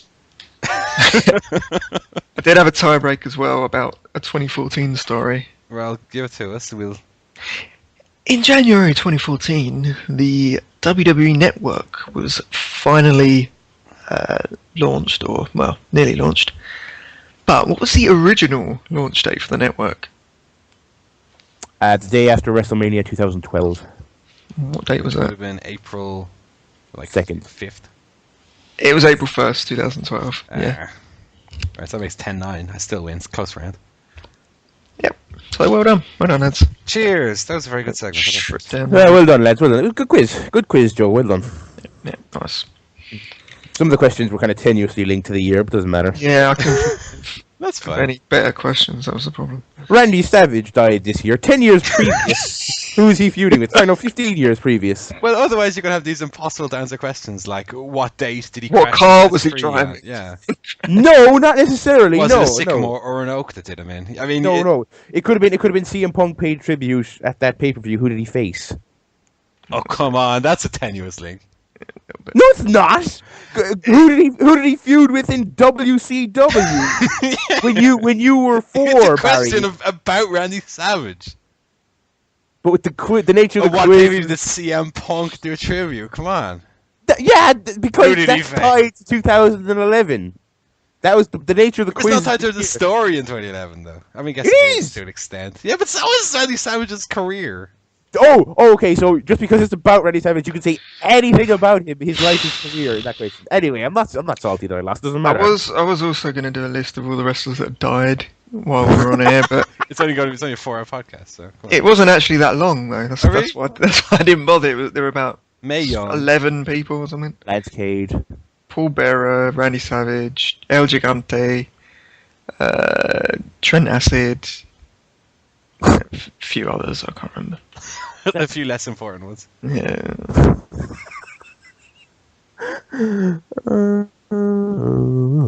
Anyway, what's next? Um, You're probably moving off since you have about 50. well, I'm not going to talk about all the movies. I've seen 8 movies this week, okay?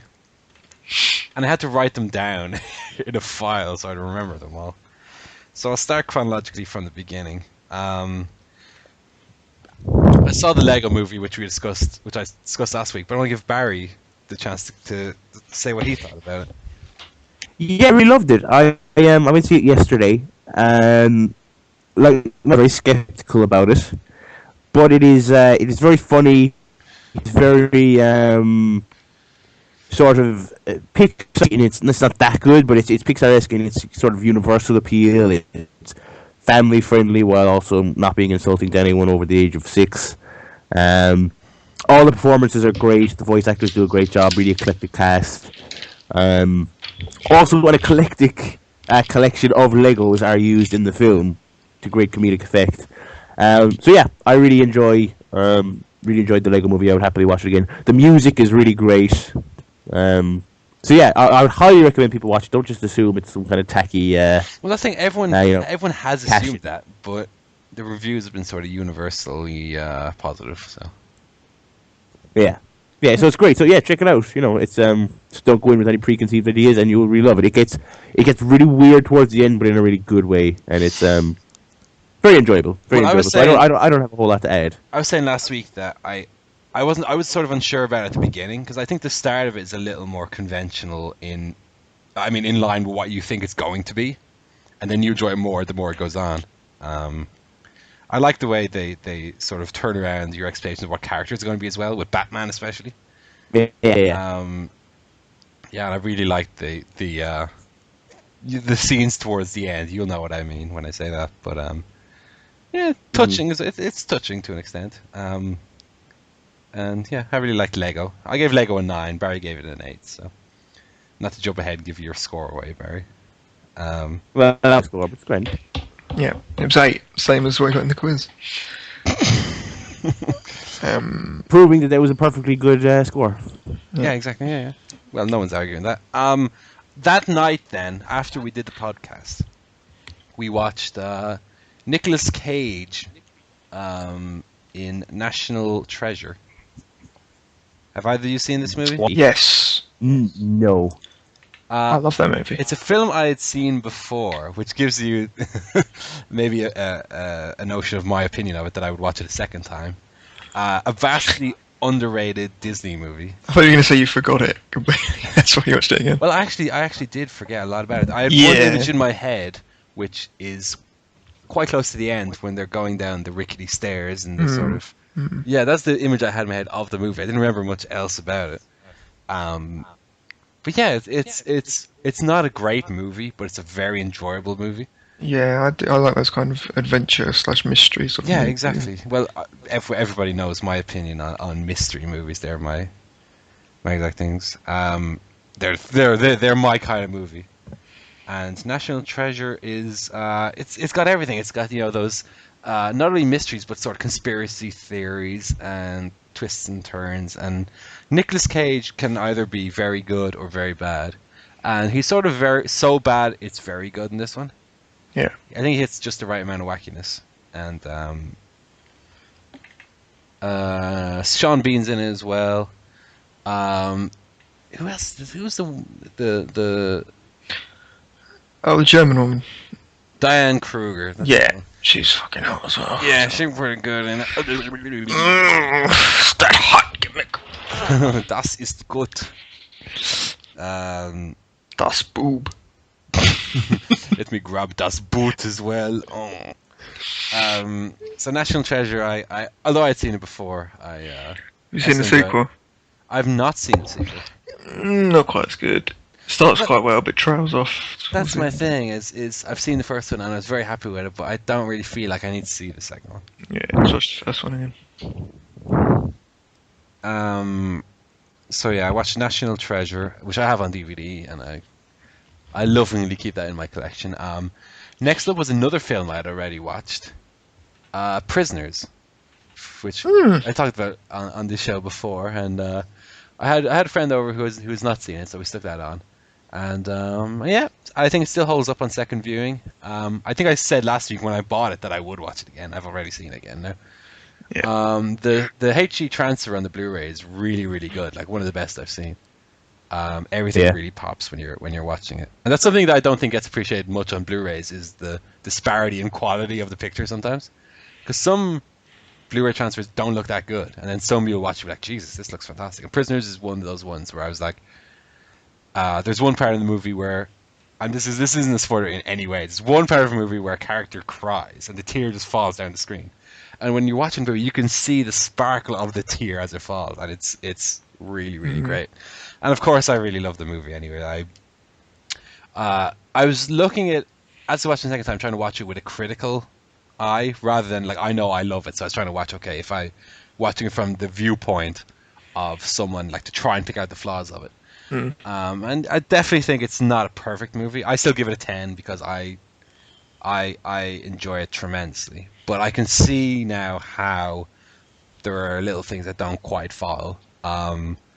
Definitely, I think the last act is a little weak compared to definitely to the first two. The old woman character especially is a little too out of tone with the rest of the movie. It's a little too wacky for what is essentially a very, very serious movie. But I still think the three lead performances of Hugh Jackman, Gyllenhaal, and Paul Dano are all exceptional. And I think the movie is worth a watch just for that alone. It also helps that the movie itself is very, very good. Yeah. And yeah, I really liked it as well. I think the first two acts are very, very strong, and that is exactly the kind of movie I love, like Gone Baby Gone, Mystic River, and this one. And National Treasure is sort of along those lines in a much more flippant and fun way. So Prisoners, yeah, I would definitely still watch again. I would actually recommend people get it on Blu-ray if they've not seen it before, because the picture quality is that good.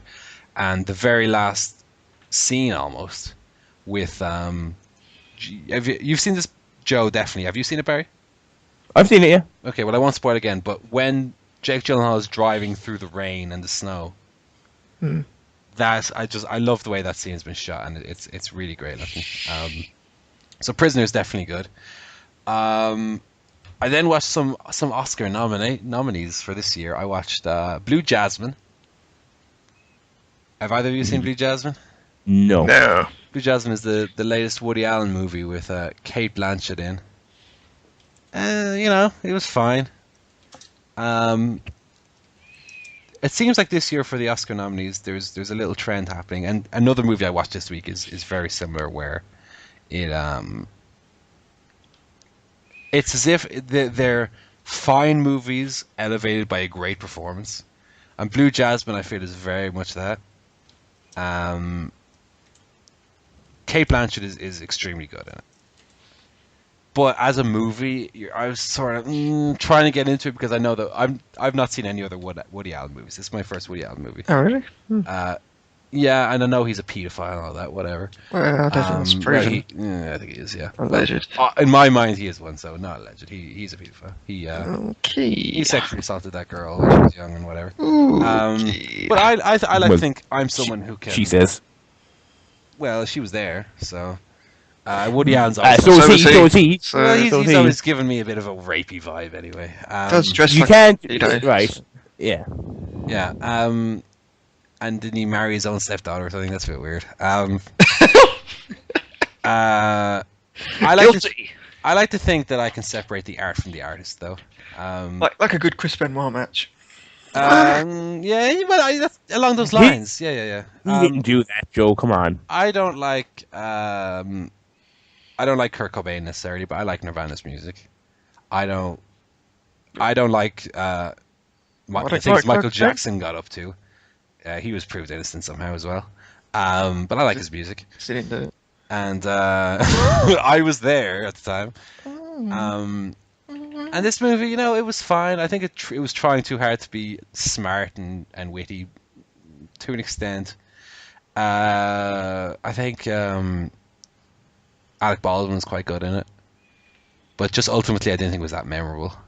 Right now, I don't think there's any main scenes or anything that stand out in my mind. I think Cate Blanchett was very good, but otherwise, I'd say give that a 7 or an 8 out of 10. Maybe an 8 if you want to, put a lot of emphasis on the performances. It's a well performed movie, and it's quite. I wouldn't even necessarily say it's funny. It's just well written. It's witty. It's snappy. But not one I'd rush to see. Blue Jasmine. I won't watch it again for sure. Then I saw Dallas Buyers Club, starring the man of the hour Matthew McConaughey, and also featuring an exceptional performance from Jared Leto, who I can't see how he won't win the Oscar for Best Supporting Actor because he is outstanding in this movie. Dallas Buyers Club is a good movie. Again, made great because the performances are very good in it from the two leads.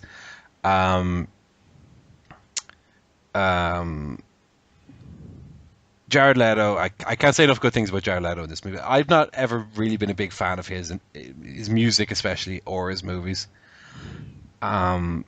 But he's out of this world, this movie. I mean, along the sort of Heath Ledger in Dark Knight levels of, it's that kind of performance, where after you watch the movie, that's all you remember from it that is the movie in which he was that character. You know what I mean? McConaughey was good. McConaughey, I feel, is definitely the man of the hour. But I thought he was very good without being excellent or really memorable. I think it's maybe because Leto stole the show to an extent. Same way The Master had Joaquin Phoenix and Philip Seymour Hoffman. I think Hoffman stole the show there. I think Jared Leto steals the show here. I think that's what I'll take from it the most. The film itself is quite standard otherwise, but definitely I would definitely recommend it because I think it'll take an Oscar or two here. And at least then you have something to say around the water cooler when people are asking you about that movie. So Dallas Buyers Club, I give an 8 out of 10. Definitely check that out for Jared Leto. Then watched Her, which Barry was talking about a few weeks ago. I don't know if did you see it in the end?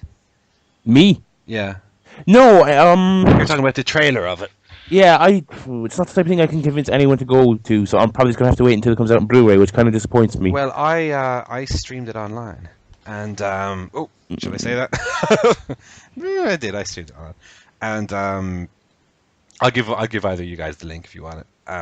I'm good. It's probably my favorite of all the Oscar-nominated movies. I think it's probably the best one I've seen. It's Is that up for an Oscar? It's up for Best Picture, yeah. Oh, cool. I think. Am I right there? I don't know. Let me look this up. I don't want to sound a fool here. Oscar Best Picture nominations. Okay, here we go. It is, yeah.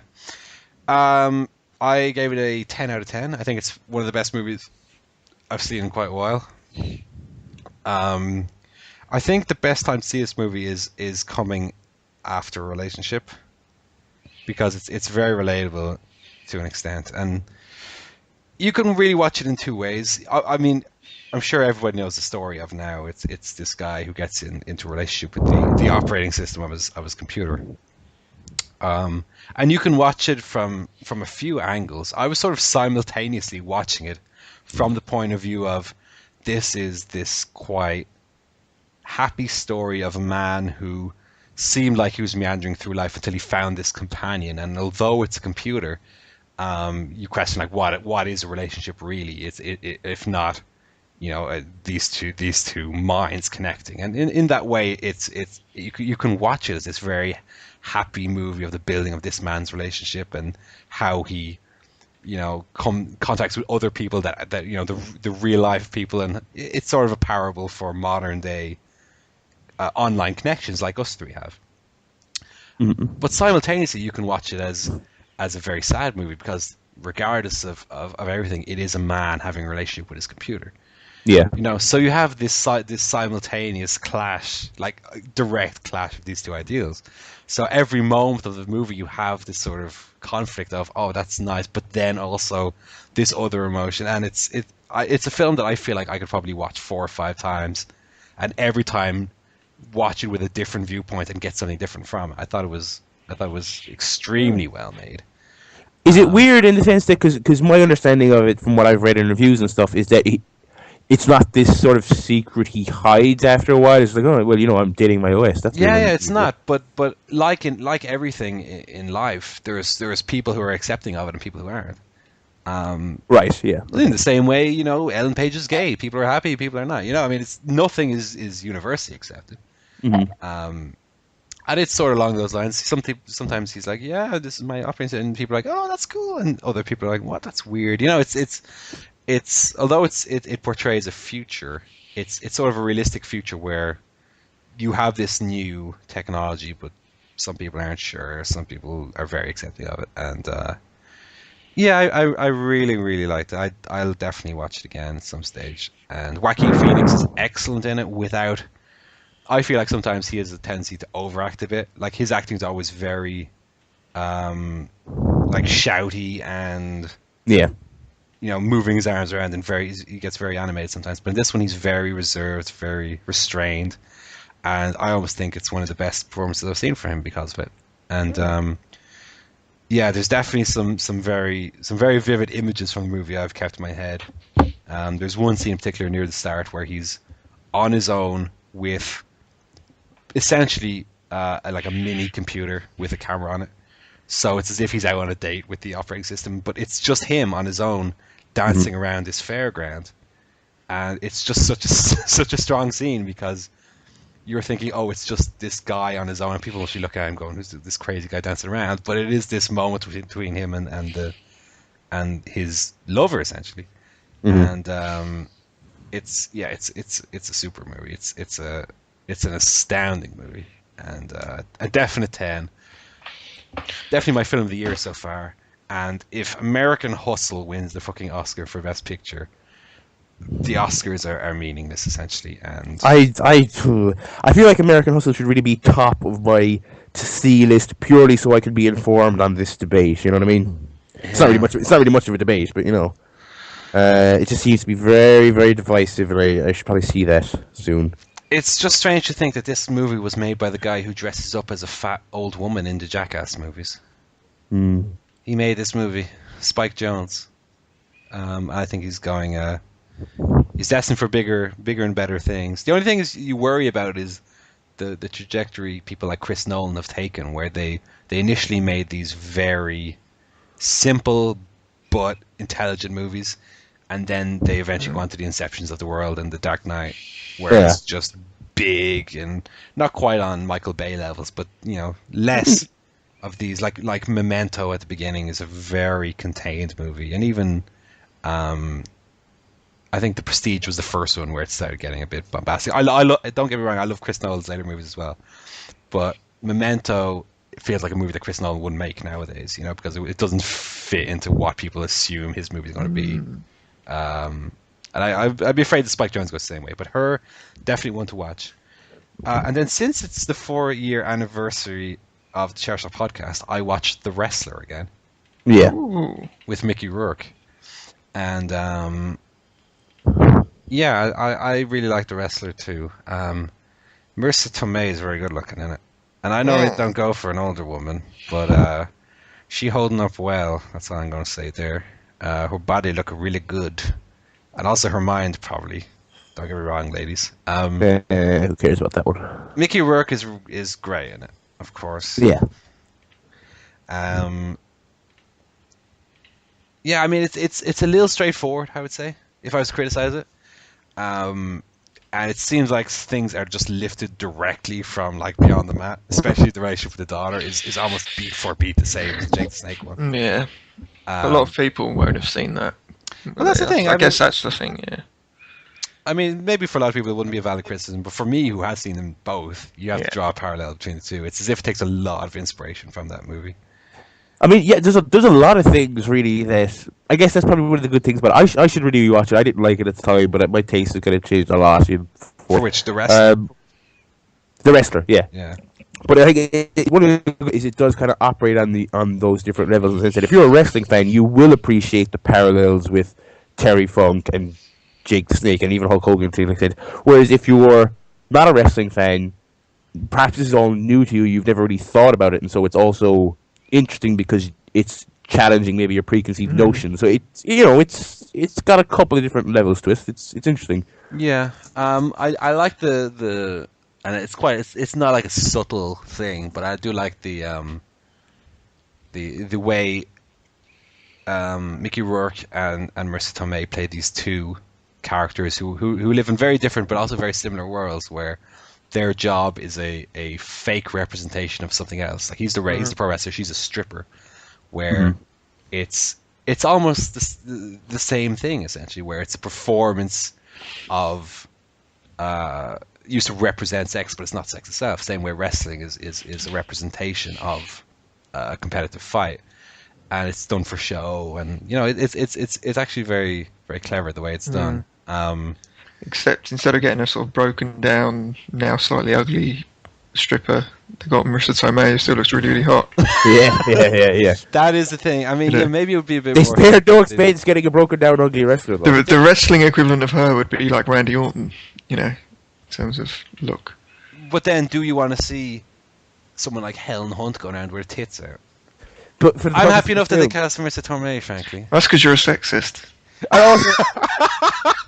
Also, perhaps not, an unbelievable, a phenomenal actress who just happens to not be attractive, Helen Hunt. She's Helen Hunt. I'll never not see. I'll never see her and not think mad about you.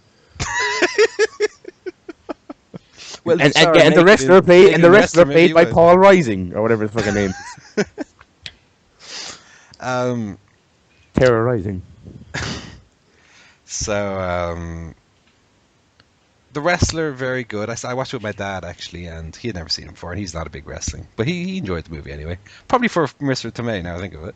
But, very good movie. I still enjoyed it. Although, like I said, it's a little straightforward.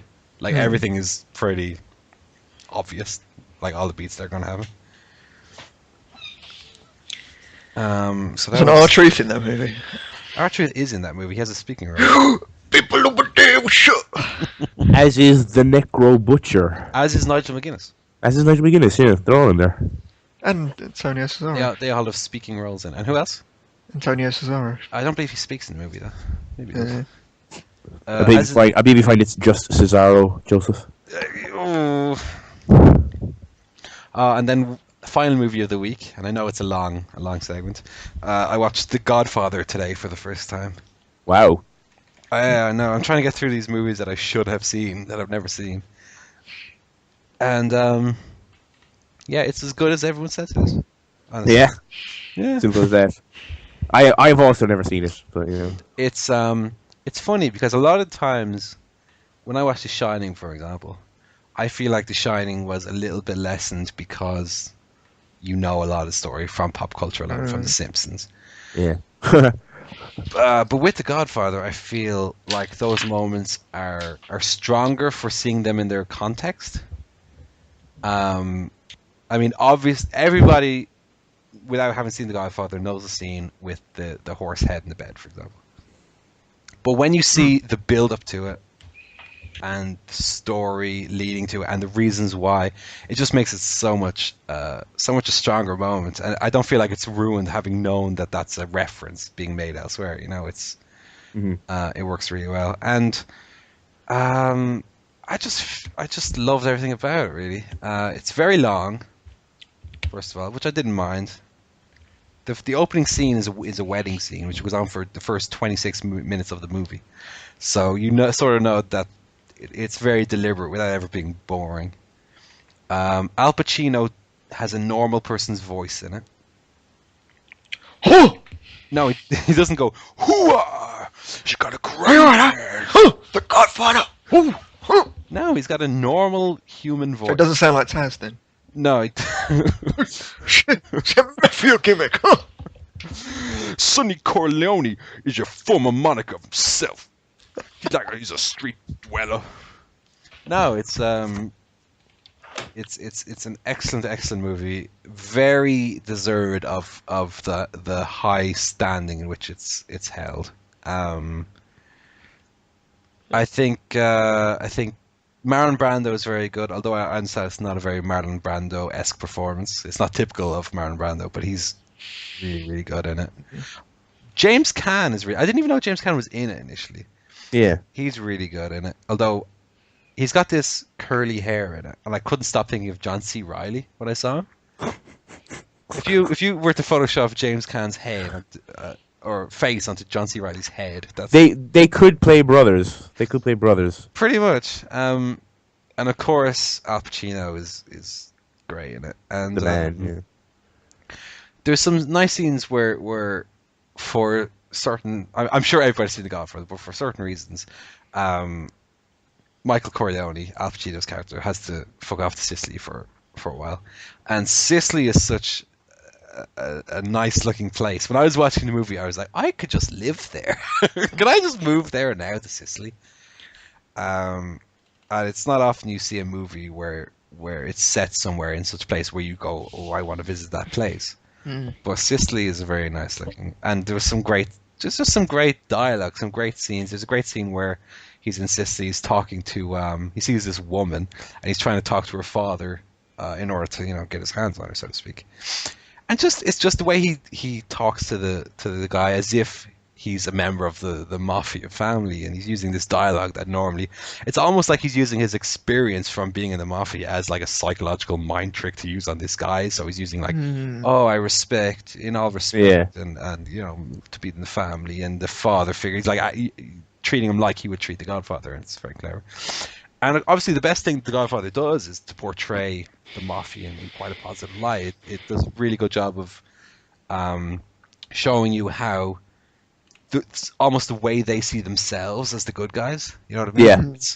Yeah. They're this really big yet really close family who are very, very loyal to each other, despite the fact that on a whim they'll go out and just murder people, and they do make them very sympathetic, despite all the random acts of extreme violence. And it almost makes you want to be in the mafia. Yeah, yeah, actually. It's a bit like Goodfellas, where it's not so much the family, but more just how glamorous and enjoyable it is. And well, that's the thing. It's as if Goodfellas takes a different approach to the same subject matter, whereas Godzilla, what? Whereas Godzilla portrays the mafia as almost like a monstrous thing. The lizard is a metaphor for organized crime, and how it preys on sort of minorities in America because they have no other options. Well, Goodfellas obviously portrays the mafia it doesn't even portray the mafia, but the way the film is done is very exciting, very violent, very bombastic.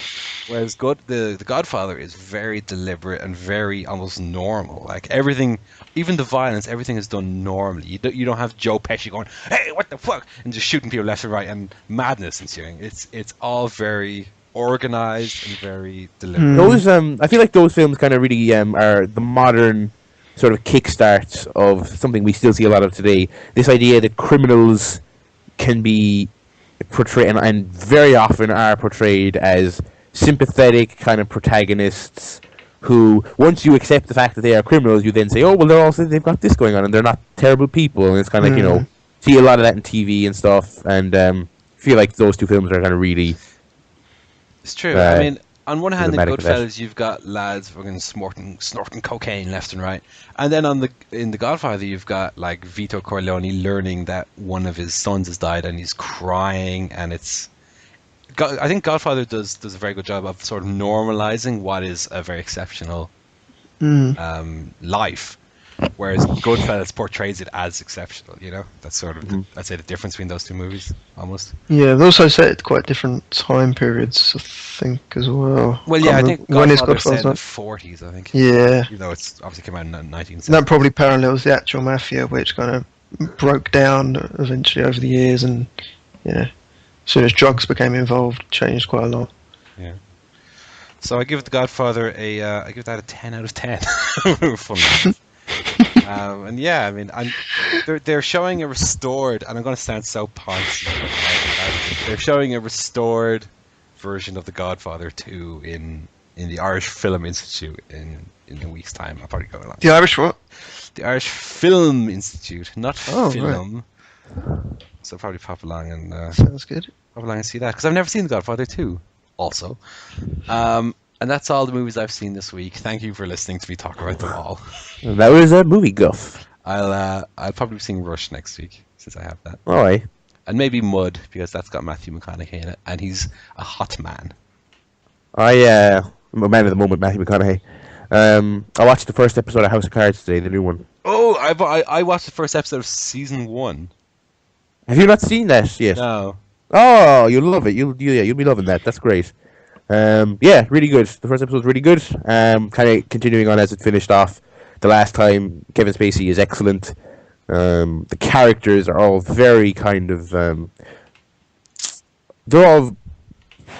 Complex isn't the word, because I don't think they're complex, but they're all really great. Just really great characters. You know who they are. Like Spacey's character, Frank Underwood. He's such a brilliantly manipulative asshole, but it's so great.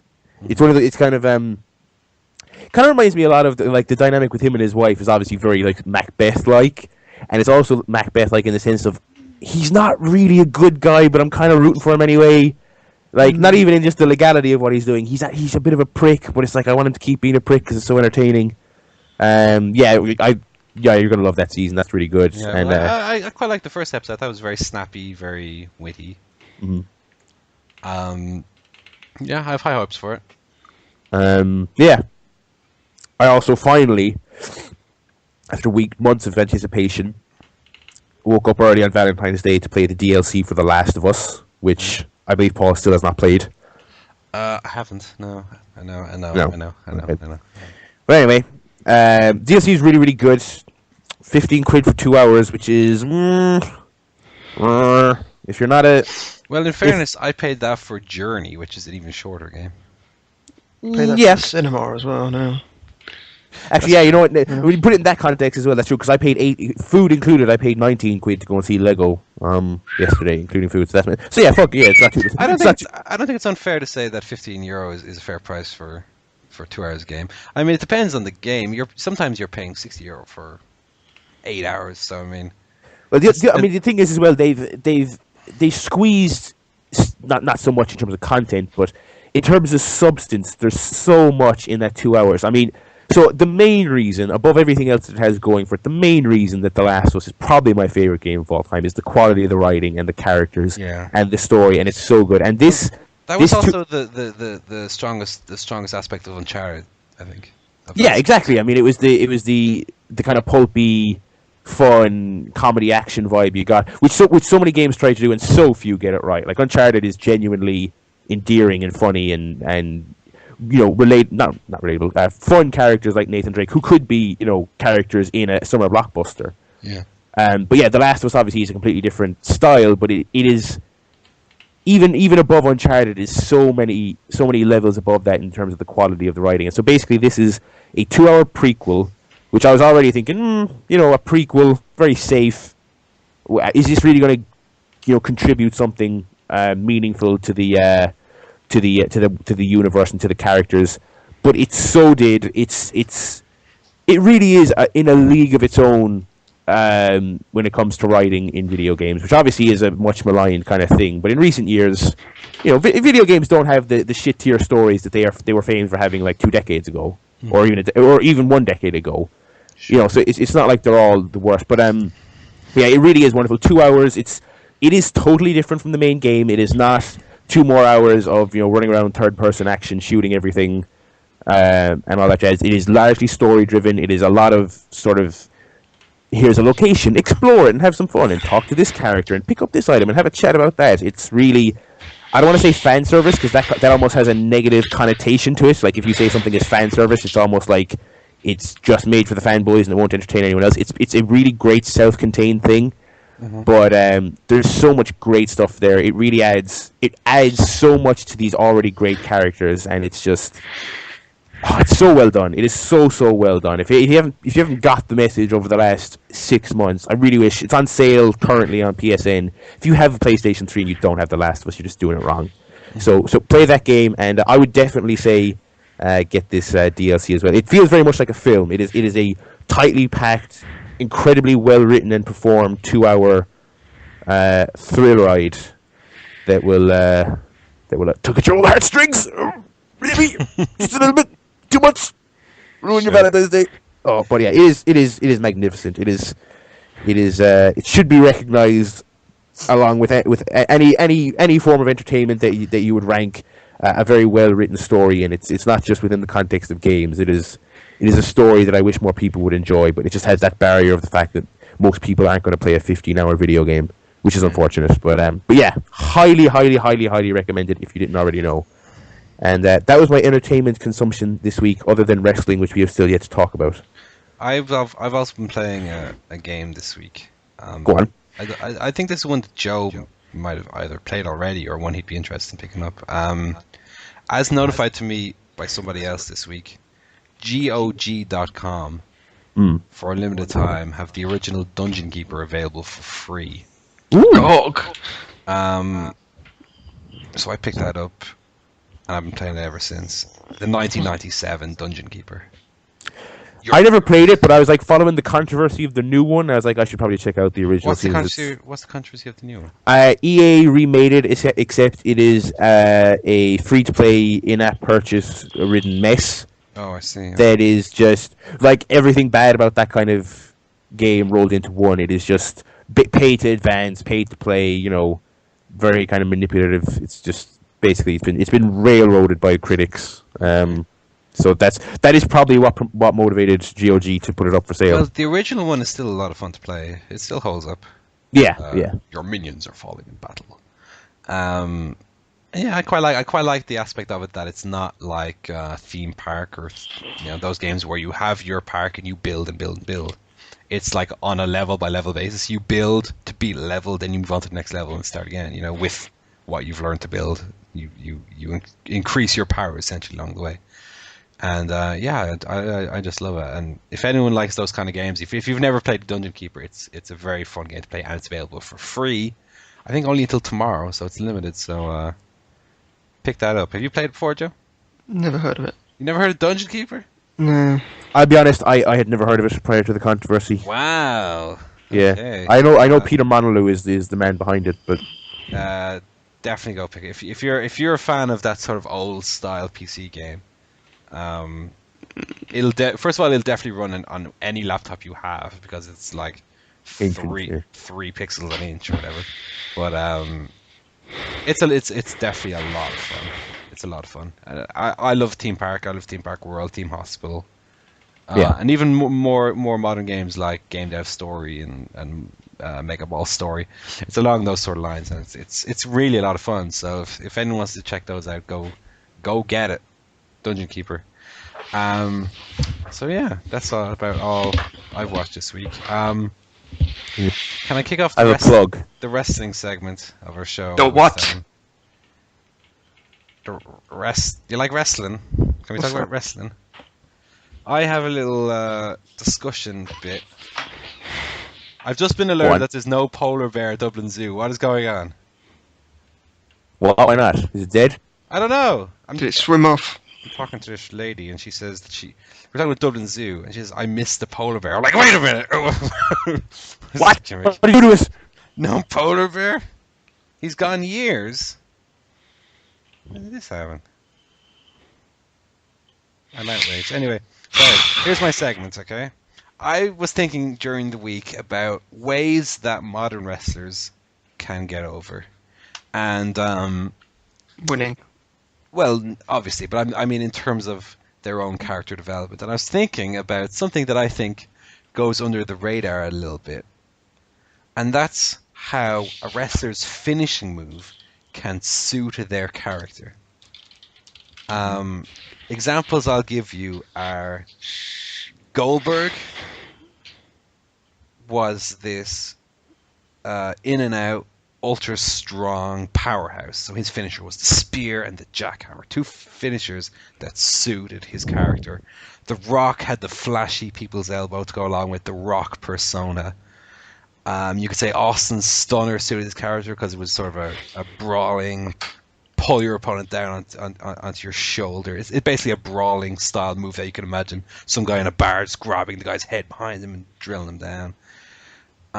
Even Undertaker's tombstone, in a way, it's sort of a...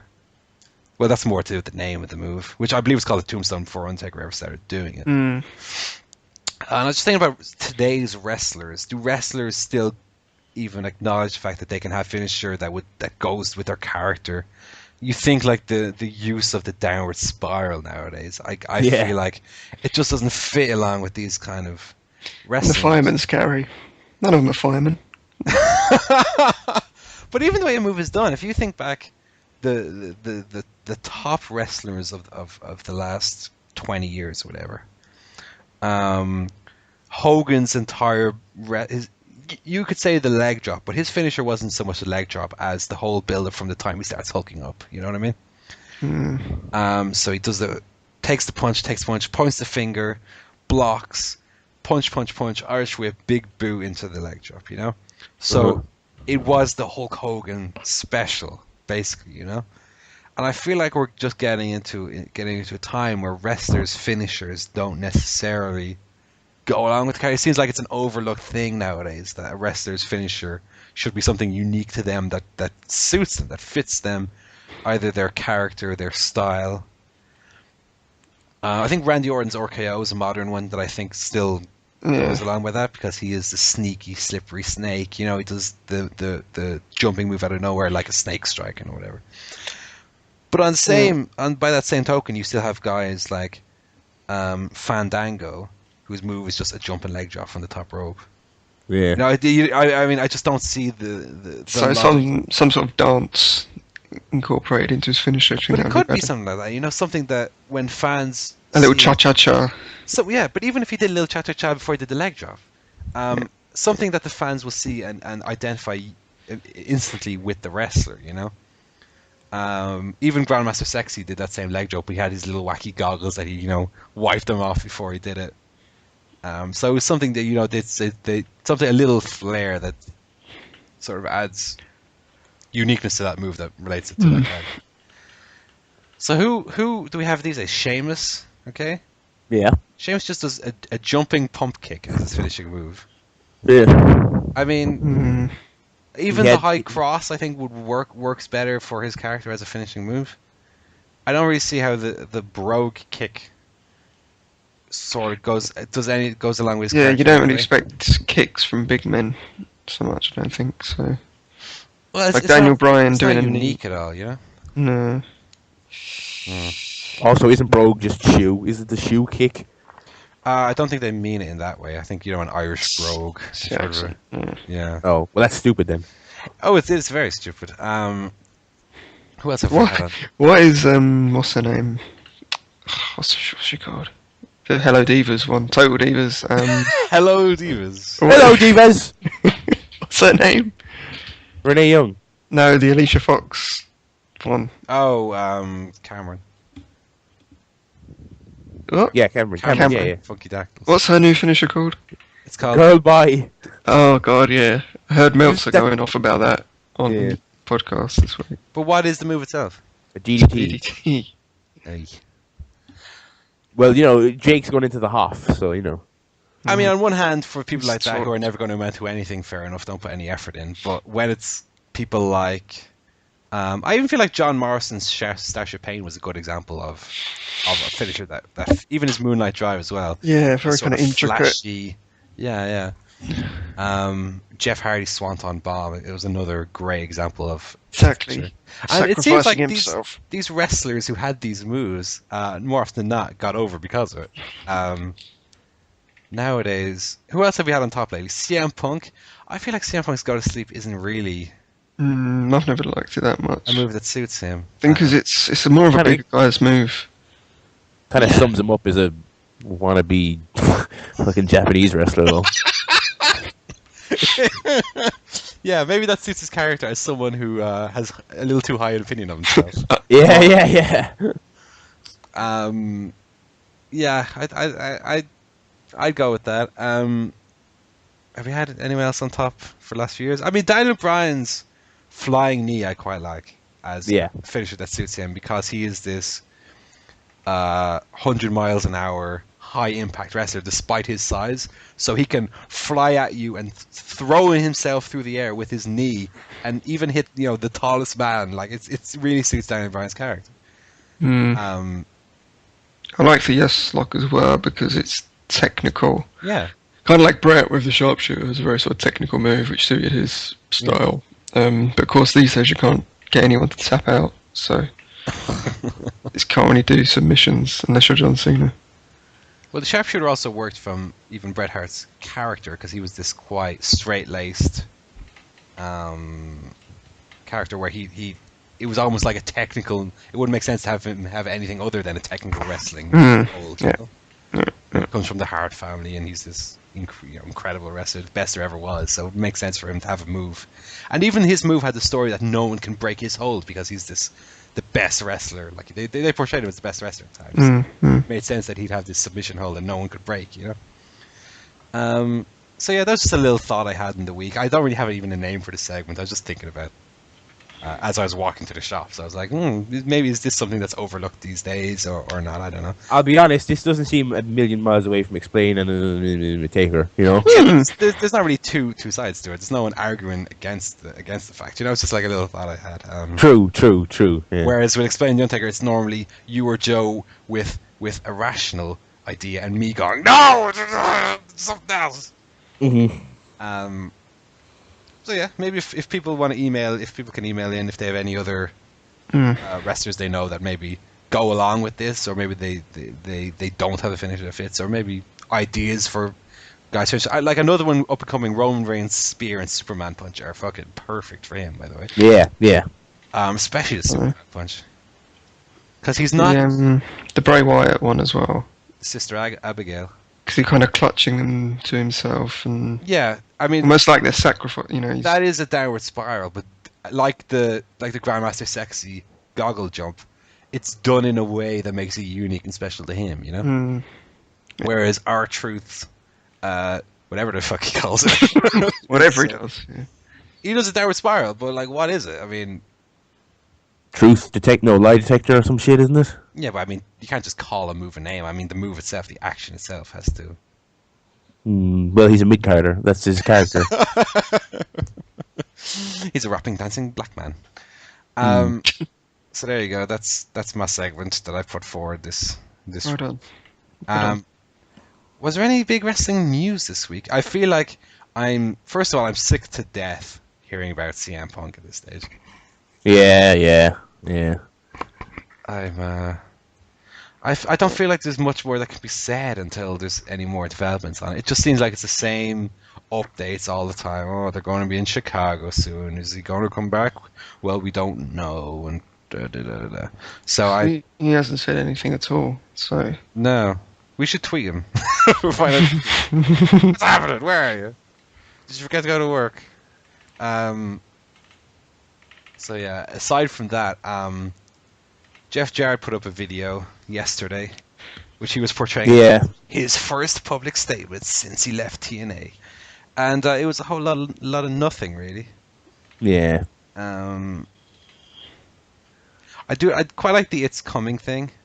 I'd like it if the promotion was in the end was called IT, so he'd be like, "I'll tell you all along, it's coming." We've tried turning it off and turning it on again, JP, and we're back. It's the International Trailer Park Wrestlers, IT Wrestling. Yeah, I don't know about Jeff Jarrett's gimmick, his wrestling gimmick. Yeah, I mean with the Toby Keith thing, I really don't know how it's gonna end up. Do we have high hopes for Jeff Jarrett and his enterprise, or will he just end up in AAA USA? I don't have high hopes for it at all. No, unless they have a deal with some kind of network that we don't know about. Well, it seems like there's going to be these two companies vying for all the the free agents. Unless they fucking sign John Cena or something between now and the time they launch. Yeah. Maybe it'll sign CM Punk. Because the funny thing was, in that video, Jeff Jarrett's like, I feel like we're right on the verge of another boom period. I'm like, right? Because we are not. Shit. Not going to happen, baby. So yeah, he actually didn't actually reveal anything in that video, except that he was on a plane or something. So stop blue balling us, Jeff. Damn it. In terms of other news, we had Scott Hall dropping in and say he's going to be in the Hall of Fame this year. So they have himself and Jake. Better keep Ric Flair away from that. Sorry. Drake. Is he Ric Flair or Father Jack? Girls. Interesting that DDP's not going to be part of that then, because they're the three amigos, aren't they? Yeah, but he's not a Hall of Famer, so fuck him. Maybe they could put him in. They could, yeah. Have the Undertaker's ex-wife induct him. God, yeah, that would be great. Not nearly as awkward as Hogan putting in Warrior, though. Oh, that's true. I think I mentioned it, but what are the odds that Hogan will have like a 58-minute speech and Warrior will have 2 minutes? I don't know. They probably don't want Warrior out there too long. This will be broadcast on the WWE Network, by the way, the Hall of Fame. Oh yeah, in its entirety. Yeah, that's good. Yeah. Interesting, anyway. So there you go. I'm just looking for what other news we had. It was a slow week. Yeah. Yeah. Nothing on Saturday's update. Oh, Jeff Hardy is coming back to TNA as Ultramantis Black. Yeah. I wish. Well, a fatter Ultramantis Black on drugs. They played a vignette for his Willow character, which we believe is a character he used in Omega back in the day, where it's like, I am the man of my dream, and I did a swanton on a cow that time.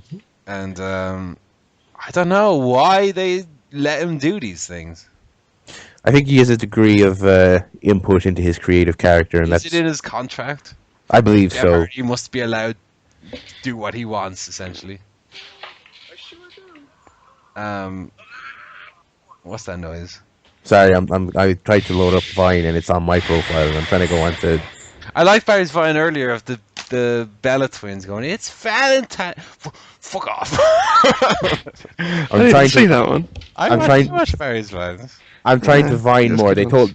Apparently I'm going to be graded on my Twitter presence for one of my modules this year, and they also want as many. Is it on quantity or quality? Cause well, both. Could go either way. But they want multimedia, including Vines. So I'm branching out. Here's a.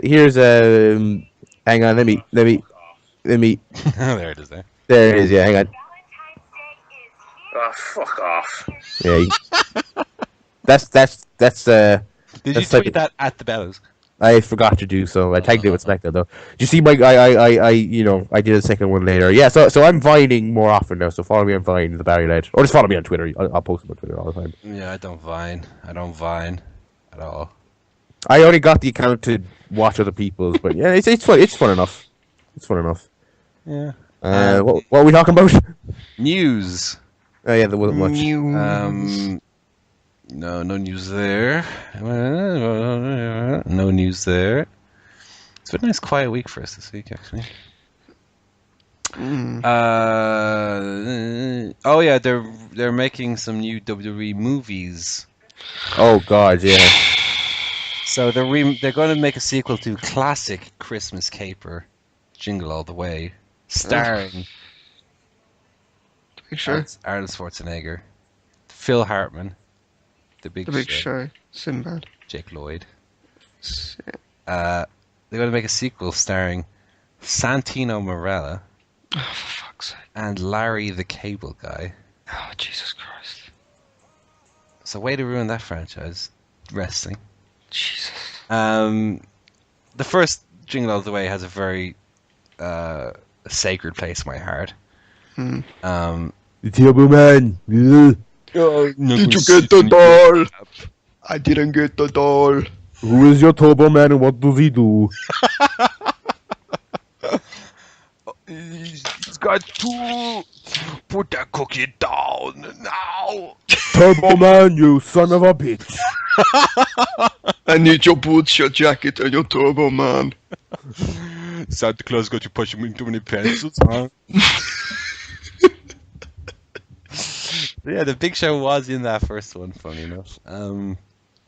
I like the first one, although Larry the Cable Guy... Turbo Man, I hear you call it salad, and scrambled eggs.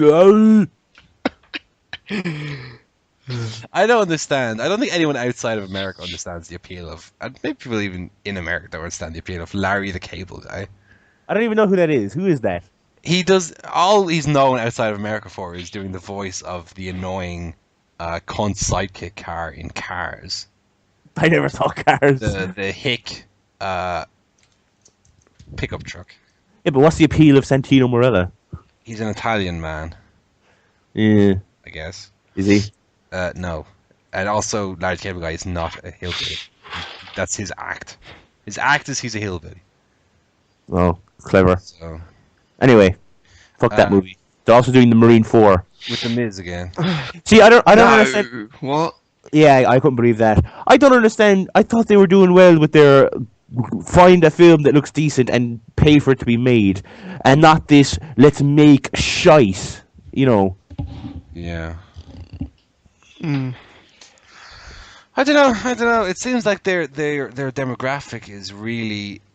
They do these like overtly kids movies, like Knuckle Fuck, whatever that movie's called. The Knuckle Fuck. And Chaperone, Triple H. Bumble Um, fuck, wasn't it? The Big Show movie, what was that called? Dongle Dick. Pringle Prick. It was Camel Knuckle something. What was it called? Fuckle Knuckle. Jickle Fuck. Don't know. Should have put that on the trivia. No, but really, what was that movie called? Knucklehead. Knucklehead. There you go. So yeah, they have, and the Chaperone, of course. And, God. so Was it Triple H in another one? Um, He played like an ex-con or something. that was the Chaperone. That was No, Chaperone. there was another one. No, that was Chaperone. For fuck's sake, let me Google it. He was out once. He was only in one. Triple H. He was in Inside Out. what? Inside Out. The fuck That was that? Edge. That was Edge. No, Inside Out is a 2011 crime drama film. It features professional Triple H, Michael Rappaport, Parker Posey, Bruce Stern. What? I've not heard of this movie. Oh, this rings a bell, kind of. He's got a gun in it. Oh yeah, I do remember this movie. Oh my god. Yeah, he's an ex-con who gets out and gets yeah, fucked. you're right. Jesus. 25% on Rotten Tomatoes. That's probably not too bad for a WWE film. Yeah, jeez. Triple H in Inside Out. Yeah, I vaguely remember the ads for that one. Yeah, Larry the Cable Guy. I mean, there's been these ads as well for this new movie with Kevin Hart, who's also someone who I don't feel like he's that well known outside of America. The movie is called The Ride Along, which Yeah. which I saw on the side of a bus today, an ad for it, and it was called the #1 American box office hit, and Slow week. it doesn't look good. Do you know why? Do you know why it's the #1 box office hit? Because it came out in fucking January when no good movies come out. Yeah. That's why. That little lull between the Oscar movies coming out and the Oscars. So yeah, I mean, Kevin Hart, I think, he's quite a well-known and successful comedian in America. I think he's one of only 5 stand-ups to actually sell out Madison Square Garden, possibly. I've watched some of his stand-up. It's Is not he good? horrible. It's No. He's okay. His material isn't hilarious, but he's charismatic and stuff. It's okay. He's got like this 1 hour thing on Netflix that's like a perfectly fine watch. It's interesting though that some of these very well known and very well liked American actors and stand-ups never make it over to the UK and Ireland. Like Tyler Perry is another one. He's like fucking one of the richest Americans on the go. I think he was like I think he was one of the highest grossing either actors or film producers in like 2011 or 2012. And I had never even heard of him. It's weird. I mean, obviously the kind of movies he makes are very specifically made for a certain target market, Black Americans, which we don't really have much over here. No. But for someone who's so successful, it's strange that you don't even hear of his movies over here, you know? And Larry the Cable Guy is very much goes along those lines, where he's only known for being in Cars, and otherwise he would never, because his character is so specific to America that we never hear of him over here. And also the WWE TV negotiation is today, or was it yesterday? The final. What was apparently the final day for? Yesterday was the final day for exclusivity with NBC Universal. So they're still in the play. They're still they can still negotiate with WWE, but now other people can enter the fold. So one would imagine we might have news of a deal soon. Not soon, but in the coming months. Well, there you go. That's all the news for this week, I believe. So, who watched Raw? I did. Not me. I skipped through Raw this week. Well, yeah, I skipped through a lot of it, yeah. I would say it was what I watched. I'd say I probably watched half of it in real time, and half I just skipped completely. I just realised I haven't watched any wrestling this week. Well, don't worry. Anniversary. Did you spend all the time on the quiz, was it? Nah, I was going to watch Impact, but I couldn't find a download. And Don't I worry, downloaded SmackDown and forgot it. We've been talking for 2.5 hours without wrestling, so... All I remember from this Raw was there was an excellent Shield and the Wyatt standoff. That was great, yeah, that was really great. There was a quite good main event with Randy Orton. And John Cena, yeah. And we Jonathan had Cena here. Yeah, no, Randy Orton, John Cena. And then we also had Billy Gunn do the poo-poo in the pants. Oh. And the Usos like, oh, damn, that smell over there. It smells like shit. And that was Raw. I mean, I apparently... Betty White was there. Yeah, apparently this is why they did that thing, because Betty White's TV show is old people pranking the youthful. But it was still stupid. It was still shite. I've seen the British version of it, and it's just awful. It's just every hidden camera show ever, except the endless joke is that they're old people being bastards. So yeah, don't get your hopes up for it, folks. I know this skit with Billy Gunn shitting himself in the middle of a match was pretty damn good, but it's all downhill from there. Yeah. I mean, what a waste of a segment. And why are the New Age Outlaws the tag champions still? Is it for the network? Is that why? Or is it so they can poop the pants? Because I honestly if don't. the reason was that they were going to put them on the network, you'd figure they'd put them on TV as these cool callback characters from this very fondly remembered era, as opposed to... They're Patterson and Briscoe. They basically are... Except they're the tag team champions. Who poop the pants. And yeah, I think someone like, I know the primetime players aren't around anymore, but someone like that I think would have been better off filling this role, like some of your jokier players or jokier tag teams. I think would have been Santino and Larry the Cable Guy. Yeah, there you go. Tag team. So I didn't enjoy the poo-poo humor. I know Vince McMahon was probably tugging away on his erection. I thought it was nonsense. Yeah. I don't think there's anything else of note. It was a typical solid draw. I think there was a Christian and Sheamus against the Real Americans match. Yeah, it was. Yeah. That was good. That was a good match. Good to have Sheamus back in the ring. And Christian to an extent, yeah. Christian, of course, did an inset promo, but what an ugly fuck he is. Yeah. To be fair, he's not looking great at the moment. But I mean, yeah. He's not bad. I'm gonna get caught in an Ellen Page trap here. He's not a bad-looking lad, is he? No, but compared He's just to normal looking. Yeah, exactly. Yeah, he's just a guy. Yeah. Although he's kind of yellow at the moment. I don't know what's up with him. He looks like he's sick. Jaundice. Yeah. Yeah, he looks bad. But yeah, that was Raw. It was unremarkable. Randy Orton seems to be doing a gimmick where he's sort of on the slide currently. Yeah, I was it you? Someone. Was it a gimmick? Or? But I saw someone tweet. It might have been Barry. I'm not entirely sure. But someone tweeted that it might be likely that Randy Orton is going to go on to lose to all the other people in the chamber except for Christian. Yeah, that was me. Yeah, I thought that would be quite funny. He's already beaten Christian. Yeah.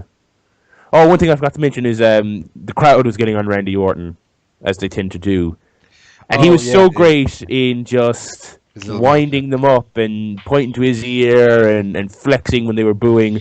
And then they were chanting same old shit, so he did a top rope draping DDT, and he sort of lost his mind for 5 seconds after it and started freaking out and shouting at the crowd, saying, "It's not the same old shh, it's not!" And it was pretty good. I like Randy Orton. But yeah, it was a really enjoyable main event. Yeah, I go for that. I thought it was fun. Hopefully we never see it again now, though. Yeah, they said this was the ultimate conclusion or some shit like that, but they've said that before, so... They have, yeah. And then... I had same criticisms though that I had for their pay-per-view match where Orton would hit an RKO on Cena and Cena would kick out too, and Orton would be like, "Oh, he kicked out," and Orton would turn around and Cena would just leap to his feet like 5 seconds after taking this finishing move and just hit an AA out of nowhere. It just, there's no psychology to it when Cena is, I mean, fair enough, the story they're telling is that John Cena is this Superman like invincible force where he can just take an RKO, get almost counted out, but kick out at the last second, and then leap to his feet, not selling the move whatsoever, and hit his own finisher. Yeah. Which I don't like. But it's fighting spirit, Paul. Fighting shit. Shiting shit. And then John Cena won with the AA, and then Raw went off the air. I just felt like it went off the air a little, not dull, but it wasn't like this exciting ending. It was just, I guess the point they're trying to get across was John Cena won this ultimate match with Randy Orton. But the way they're doing it with Randy Orton fighting Daniel Bryan last year, Cesaro on SmackDown, and so on, it just made it seem like just a match in a series rather than this big ultimate showdown between the two rivals. So when the match ended and the show went off the air, I sort of had a bit of like, oh, that's it? Okay. To it. So whereas in the last few weeks, Raw had a few very good endings, especially with the Daniel Bryan, Bray Wyatt stuff. Now it seems like they're back into this rut where Raw goes off the air and doesn't give you that last moment or cliffhanger to bring you back the next week, which is no good given that the network launch is coming up, and WrestleMania is coming up, and the whole TV deal is being renegotiated. You feel like this is when they should be really putting the effort into giving you that last lingering vision or moment where you go, okay, now I have to watch next week as well, whereas it just sort of whimpers off the air with this match and that's it. So that was no good. The main event of SmackDown. Yeah, I saw the clips from this match. Was Randy Orton versus Antonio Cesaro in a hell of a match. Really great stuff. Cesaro rather was the sort of de facto babyface. It was really heated towards the end. They did some really cool stuff. And Cesaro just one clean. He hit like a huge uppercut, and then he hit the neutralizer. I just like straight up, career-defining win, as it were. The problem is though, is that it happened on a SmackDown. Yeah. I mean, they very clearly positioned the two weakest guys in the chamber to have their matches on SmackDown, Christian and Cesaro. Yeah. So, but yeah, I mean, it was worth going out of your way to see. It was really good. There was also an awesome Shield versus Bryan versus Sheamus Shield versus Bryan, Sheamus, and Christian match. That was your usual great Bryan and Shield match. So yeah, SmackDown was actually worth watching this week. I would say watch it. And that's my thoughts on TV. Well, there you go. Have we anything else to cover this week? Sure, I don't think so. Impact or... Well, I didn't watch it, so... Let's look what happened. MVP apparently made his in-ring debut. Oh.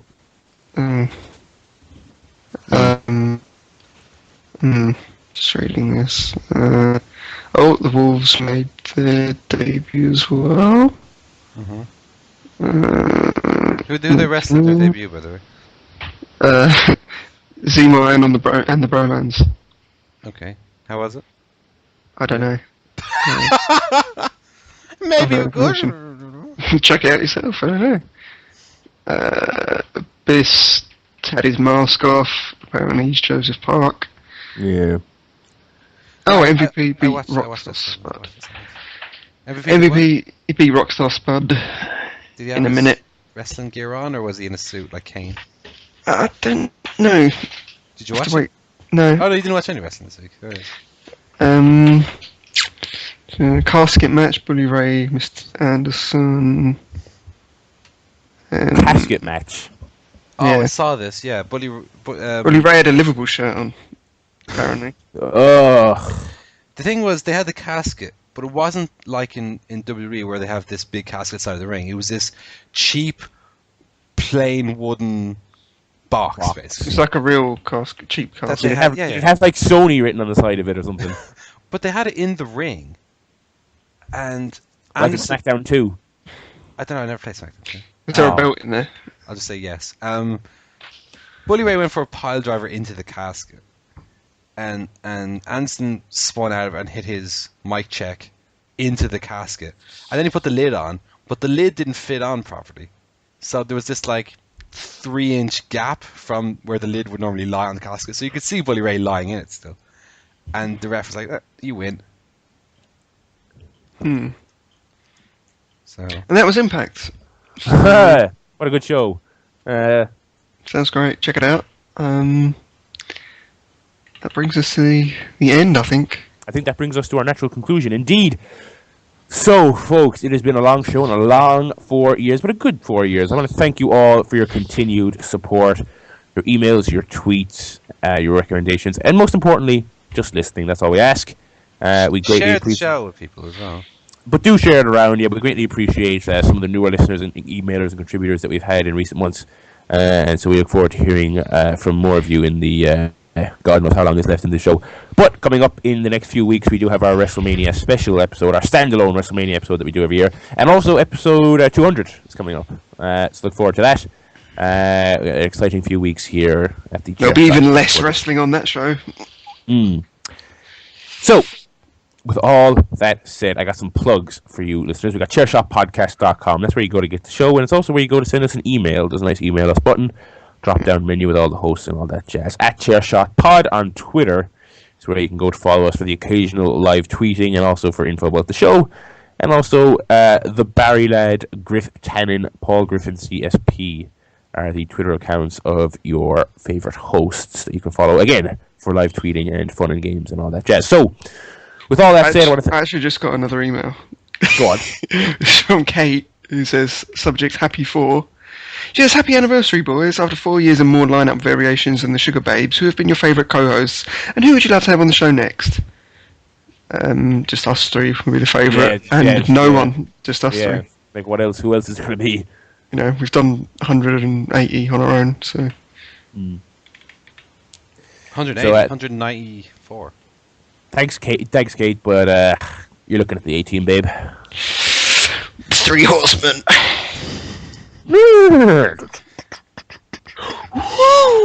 Anyway, thank you very much, Kate. Hope to hear from you again. And if you want to be like Kate, remember, ChairShotPodcast.com. Email us button. Send us your thoughts on wrestling or the other stuff we talked about for 2.5 hours. With all that said, I want to thank you again for your continued support. Thank you for listening, and thank you for telling your friends, which I know you're going to do, because we just asked you to very nicely. It is goodbye from me, Barry Murphy. Goodbye. It's goodbye from Joe Towner. Goodbye. And it's goodbye from Mr. Paul Griffin. Thank you. Bye.